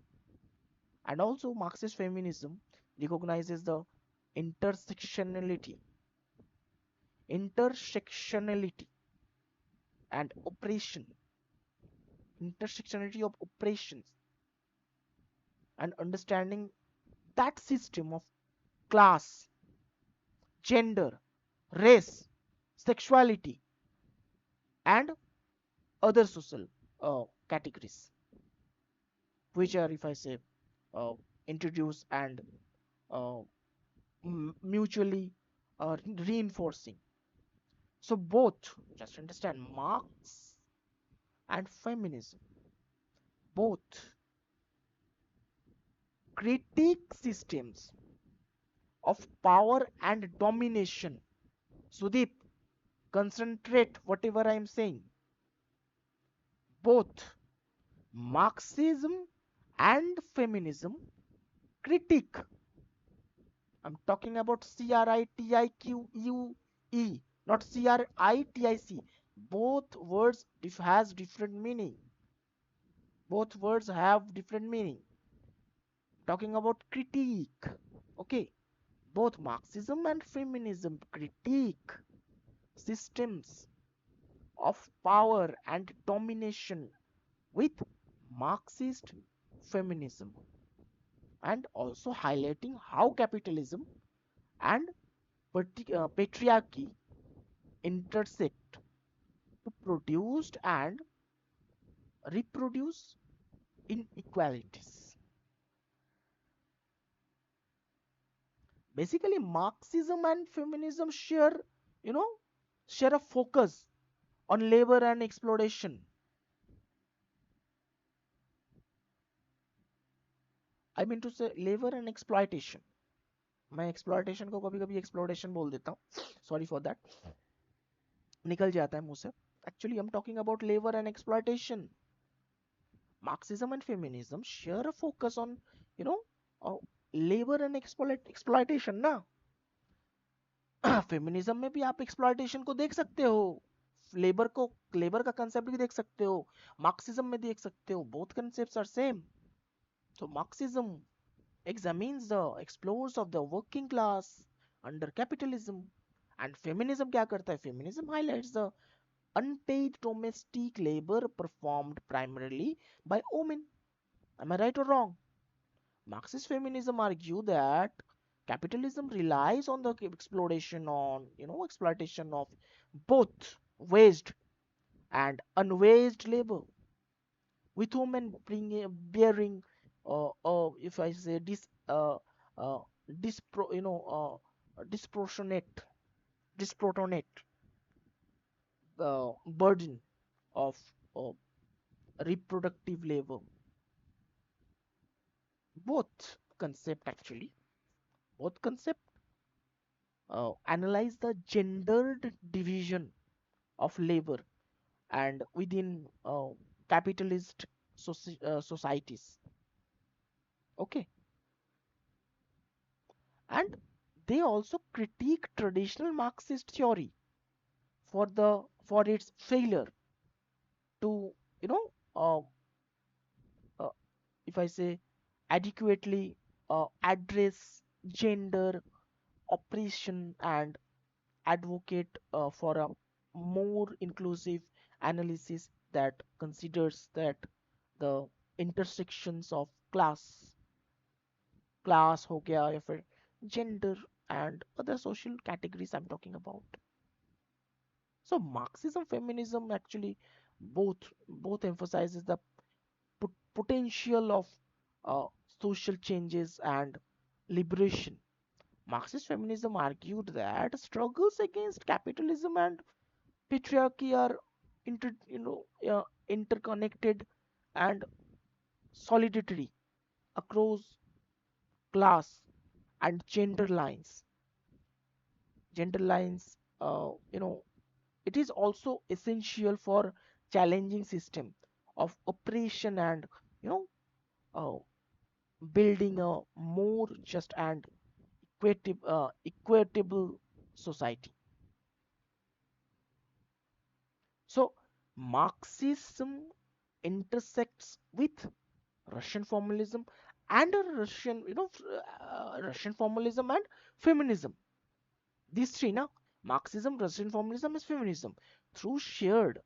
Actually, the Marxism intersects actually Marxism intersects with Russian formalism and feminism through shared concerns about what? About power, ideology, and social injustice or social justice, and also offering complementary framework for analyzing literary and society from different perspectives. Okay, so that's all. That's all. Everything is about bourgeois and capitalist fight here. Okay, so this is the concept of Marxism as per your SLM. So read this topic, okay, more and more, and explore, so you will get better knowledge, better understanding. Okay, this is very much important and interesting fact, interesting topic actually. So I'm sharing some important questions with you, like yes, I forgot to say, sorry, the most important, yes, class is lengthy, quite lengthy, but the fact is, in your SLM you can't see one more factor, that is criticism. Yes, you will get criticism and their list, practitioners lists, but the fact who are actually why the criticism came, this is the question. This is the question. Criticism, I'm talking about opposition. Some factors are there, some factors appear, like anti-communist, आप में से कुछ लोग हो सकते हैं anti communist, कुछ लोग कम्युनिस्ट भी हो सकते हैं, लिबरल क्रिटिक्स, ये भी एक पॉइंट हो सकता है। एंटी कम्युनिटीज में हम लोग क्या देखते हैं कि actually governments governments political parties and individuals who oppose communism. I'm talking about communism and socialist movement often citizen Marx criticize Marxism. So this opposition can, you know, stem stem from ideological differences, if I say fear of revolution, or if I say geopolitical you know, revivalers. Okay, during the Cold War, for example, if I say Western governments and capitalist society activity oppose Marxism in its, if I say, वो जगह है, I think, जितना मुझे पता है, Soviet and Eastern, Eastern Bloc manifestation. Okay, Eastern I'm talking about. So anti-communist was there. That is why it was criticized and opposed. There were lots of oppositions. And more is liberal critics. Why I said that? Because some liberal thinkers, we are liberal thinkers also. So some liberal thinkers actually, and politicians also politicians, they also criticizes Marxism for its emphasizes on class struggle and its potential to, undermine uh, individual freedoms and, market-based economies. They argue that Marxist ideas can lead to, ऑथोरियजिस, एक मतलब होता है term, ऑथोरियनिज्म ऐसे करके एक term होता है, अभी मुझे याद नहीं आ रहा. They actually argue on this basis, on this idea, and also restrict personal liberties, like yes, liberties. Conservative critics भी थे वहां पे कुछ, क्योंकि as per conservative politicians, I'm talking about politicians, critics are politicians actually. Conservative politicians was there. They are also in, some kind of intellectuals was there, and religious leaders also there. who often oppose Marxism due to challenge to the traditional society, hierarchies, religious institutions, and capitalism or capitalist economics. And they see that Marxism as a threat. Marxism as a threat to the status quo and advocate for uh, maintaining existing power structures. Nationalist was there, nationalist, anti-nationalist होता है ना, nationalist was there. Nationalist movement, movements and leaders may oppose Marxism because they view it as a foreign ideology. Because I am a nationalist, so I don't accept any ideology which belonging from the foreign. So it's simple. So that is why we can consider nationalist approaches was there who actually criticizes this topic now. Nationalist movements and leaders may oppose Marxism because they view it as a foreign ideology that undermines national identity and if I say sovereignty. Okay, and nationalist actually often emphasizes the importance of cultural heritage, tradition, and if I say national unity, and which they perceive as threatened by Marxist ideas. So that is why it is criticized by them. Academic critics was there also because within academia, scholars from various disciplines, guys, you know that I'm just sharing a concept, I'm sharing a fact. You won't get these kind of points in anywhere, in Google or anywhere, because I'm just explaining in my own way. Whatever I thought through this of reading of this topic. So definitely I will explain what I think and what my points are. Okay, so basically religious critics was there, internal critics was there, academic critics was also there, because in academic critics we can also say that uh, within academia or scholars from various disciplines critic Marxism is for its perceived limitations and inconsistency, or if I say outdated assumptions. And critics may argue that Marxist analysis overlooks uh, other important factors, such as if I say cultural factor, psychology factor, or individual agencies, and that it fails to amount of historical developments that challenges it predictions. Why I said religious critics should be a point. If I am saying something, then obviously there is a reason now. So some religions, religious leaders and organizations. Basically, I'm talking about religious leaders or organizations. They also criticizes Marxism for its aesthetic tendencies and perceived hostility toward religion. Marxism focuses on materialism and social change can conflict the religious benefit that emphasizes spirituality, transcendence, and eternal truths. So these are facts. That is why religious critics was there. They critique this theory basically. Internal critics में अब क्या कहूँ, मतलब उसमें आप लोग ये सोच लो कि एक्चुअली मार्क्सिज्म समझ लो कंसेप्ट को. Marxism itself is not immune of criticism from within its own ranks. I mean to say, if you are if you are critiquing me, then obviously I will defend now. So the defense power was not, so much strong. That is why the approaches actually start breaking. Understand? These are actually internal criticism. अंदर ही अंदर criticism, मतलब आप जैसे कि Ronald बर्ट्स थे ना पहले, structuralism फिर पोस्ट स्ट्रक्चरलिज्म, वो शिफ्ट क्यों हुए? फिर मिशेल फूको, वो भी शिफ्ट क्यों हुए एक जगह से दूसरी जगह? जब आपको ये लगता है कि मैं जहां पे हूं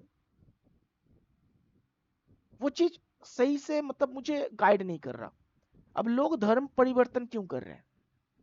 समझो, प्रॉब्लम हम लोग के सोच में है। हम लोग एक चीज में कंसिस्टेंट नहीं रह सकते। प्रॉब्लम हम लोगों में ही है। रिलीजन को हम लोग चेंज करते हैं कभी कभी। अभी तो मतलब हाँ, पहले तो होता था कि हिंदू टू मुस्लिम, अभी मुस्लिम टू हिंदू भी हो रहा है। मतलब ऐसा हो रहा है, मैं देख रहा हूँ।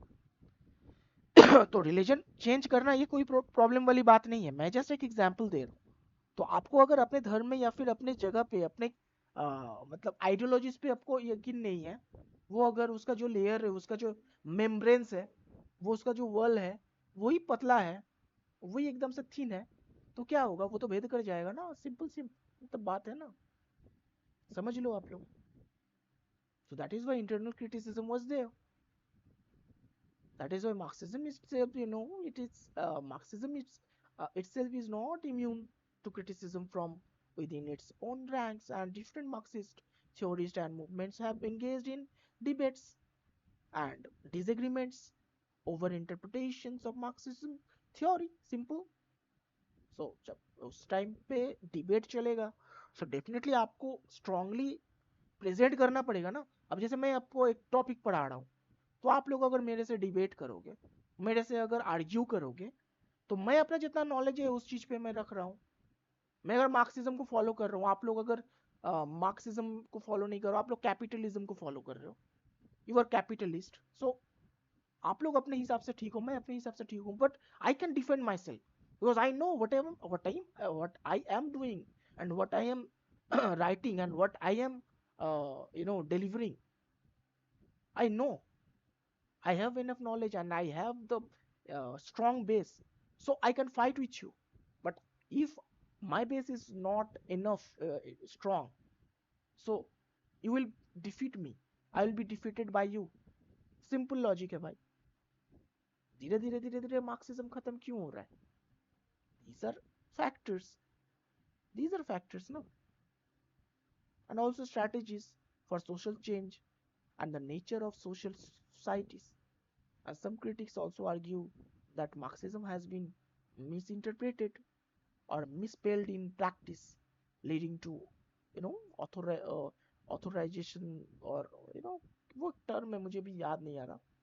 उसको कहते हैं शायद ऑथोटेरिनिज्म, ऐसे कहते हैं शायद उस टर्म को। And bureaucrats was also there, bureaucracy और टंग ट्विस्टर हो रहा है, ब्यूरोक्राइजेशन ऐसे मतलब है उसका। And failed revolutions. So guys एक फैक्ट मैं बताता हूँ क्लास एंड करने से पहले।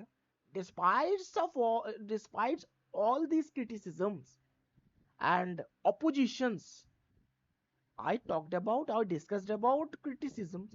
So despite these criticisms and oppositions, मैं ये बात बोल रहा हूँ कि Marxism remains a significant and influential ideology that continues to shape political thought, social movement, and what? Academic discourse around the world. Its ideas continue to, debated, revised, and reinterpreted in response to changing historical circumstances and new challenges. Day by day ये चीज तो आपको समझ में आएगा ही ना। मगर कोई चीज अगर वीक पड़ जाता है तो वो एक टाइम पे आके वो स्ट्रांग भी तो होता है। एक टाइम पे बीजेपी के पास 2 सीट्स थे, बाकी सीट्स कांग्रेस ले जाता था। अभी क्या हुआ? अभी बीजेपी के साथ तब ऐसा हो रहा है कि उसके पास बहुत ज्यादा सीट्स है, कांग्रेस के पास बहुत कम सीट है। अपोजिट हो गया ना। तो ऐसा नहीं है कि कुछ खत्म होगा। डे बाय डे हम लोग जैसे बहुत सारे स्कॉलर्स ऐसे हैं जो मार्क्सिज्म के अप्रोचेस को सामने लाएंगे, वो उसको डेवलप करेंगे, उसको और थोड़ा सा ऐड करेंगे। मैं फेडरिक एंजल्स के जो थ्योरीज है, या फिर कार्ल मार्क्स के जो थियोरीज है उनको थोड़ा सा और डेवलप करेंगे, पॉलिश करेंगे, सामने प्रेजेंट करेंगे, किसी का हिम्मत होगा उसको अपोज करे? No, never. कहीं ना कहीं मुझे ये लगता है कि कैपिटलिस्ट होना सही बात नहीं है, बट कहीं ना कहीं मुझे ये भी लगता है कि आपके ये कहीं ना कहीं अगेंस्ट में भी जा रहा है, क्योंकि आप अगर किसी बिजनेस से बहुत सारा पैसा कमा रहे हो, so it's up to your skill ना। आपका ये स्किल है, आप अपने बिजनेस को डेवलप उस लेवल पे कर रहे हो, आप गलत तरीके से पैसे नहीं कमा रहे हो, इट्स एनफ फॉर ना, इट्स एनफ। आप अगर सही तरीके से एक कैपिटलिस्ट को, कैपिटलिस्ट जैसे मतलब ग्रो पे ग्रो करे ही जा रहे हो, रिच से रिच हो ही जा रहे हो, प्रॉब्लम क्या है? अंबानी को क्या बोलेंगे, कैपिटलिस्ट बोलेंगे या फिर मतलब क्या बोलो उसको, प्रोलेटेरिएट थोड़ी बोलेंगे, नहीं बोलेंगे ना। समझो आप लोग, कैपिटलिस्ट बोलेंगे ना। उनको कोई रोकेगा थोड़ी, इंडिया में क्यों, पूरे दुनिया में कोई रोकेगा? नहीं रोकेगा। आप लोग सोचो, किसी की मजाल हो, उनको रोक दे कि आप इतना 1,000 करोड़ रुपए छाप चुके हो भाई, आप इसके बाद नहीं छापोगे पैसा। आप 5,000 करोड़, 10,000 करोड़ आपके पास, इतना सारा रुपया है, आप क्या करोगे? आपके साथ पूछते बैठकर खाएंगे। तो आप पैसा मत कमाओ, आपके जितने भी बिजनेस है बंद करो। अंबानी रुकेगा? This is against of ethics ना, कभी नहीं होता ऐसा। मार्क्सिज्म किसी किसी जगह पर सही है, किसी किसी जगह पर मार खाया और उसको गिराया गया, बहुत सारे लिटरेरी क्रिटिक्स के द्वारा, बहुत सारे स्कॉलर्स के द्वारा, बहुत सारे एजेंडास के द्वारा। ये चीज समझो, ठीक है ना? Thank you so much for joining today session, and फिर से हम लोग एक सेशन में मिलेंगे। अभी इंपॉर्टेंट क्वेश्चन मैं अभी नहीं बताऊंगा, इसमें से इंपॉर्टेंट क्या है देखो, अगर मैं बताऊं ऐसे इंपॉर्टेंट, ऐसे मतलब इसमें ऐसे क्वेश्चंस आ सकते हैं कि examining the role of ideology in literature through a Marxist lens, जैसे कि मैंने बोला था उस टाइम पे, how do literary text reflect and if I say perpetuate dominant ideologies, and how can they also challenges or subvert, them? Provide examples, वो दे सकते हैं, provide examples from literary works or support your analysis. If this kind of idea questions जो they actually ask you, so obviously वहां पे कोई text आपका काम नहीं आएगा, वहां पे आपके अप्रोचेस काम आएंगे ना। आज मैं अगर, आप सोचो, एसएलएम का एक पेज जिसमें पूरा एसएलएम में देखा भी नहीं, एसएलएम का सिर्फ एक पेज जिसमें सिर्फ कंटेक्स्ट है, जिसमें आपके स्मॉल पॉइंट्स हैं, उसको मैं ऐसे एक्सप्लेन कर रहा हूँ, तो कैसे कर रहा हूँ? मुझे समझ आ गया पूरा चीज, I can explain everything if I am I, अगर मैं किसी चीज के बारे में समझ रहा हूँ, अगर मैं जानता हूँ किसी चीज को, उसके बारे में मैं 10 पेज लिख सकता हूँ। और किसी के बारे में जब मेरा कंसेप्ट ही नहीं है, तो मैं एक पेज भी लिखते हुए मेरे पसीने छूटेंगे, ये फैक्ट है। इसलिए आप लोगों को बोलता हूँ कि हर चीज के ऊपर कंसेप्ट रखो, ये आप लोगों के लिए अच्छा है, ठीक है? आई होप जितना भी टॉपिक है मार्क्सिज्म क्रिटिसिज्म के ऊपर सब कुछ कंप्लीट हो गया होगा, एंड फिर मिलते हैं दूसरे एक किसी सेशन में, एंड हम लोग फिर बात करेंगे दूसरे किसी अप्रोच में या फिर दूसरे किसी टेक्स्ट में। Thank you so much everyone, and good night. अगर कुछ किसी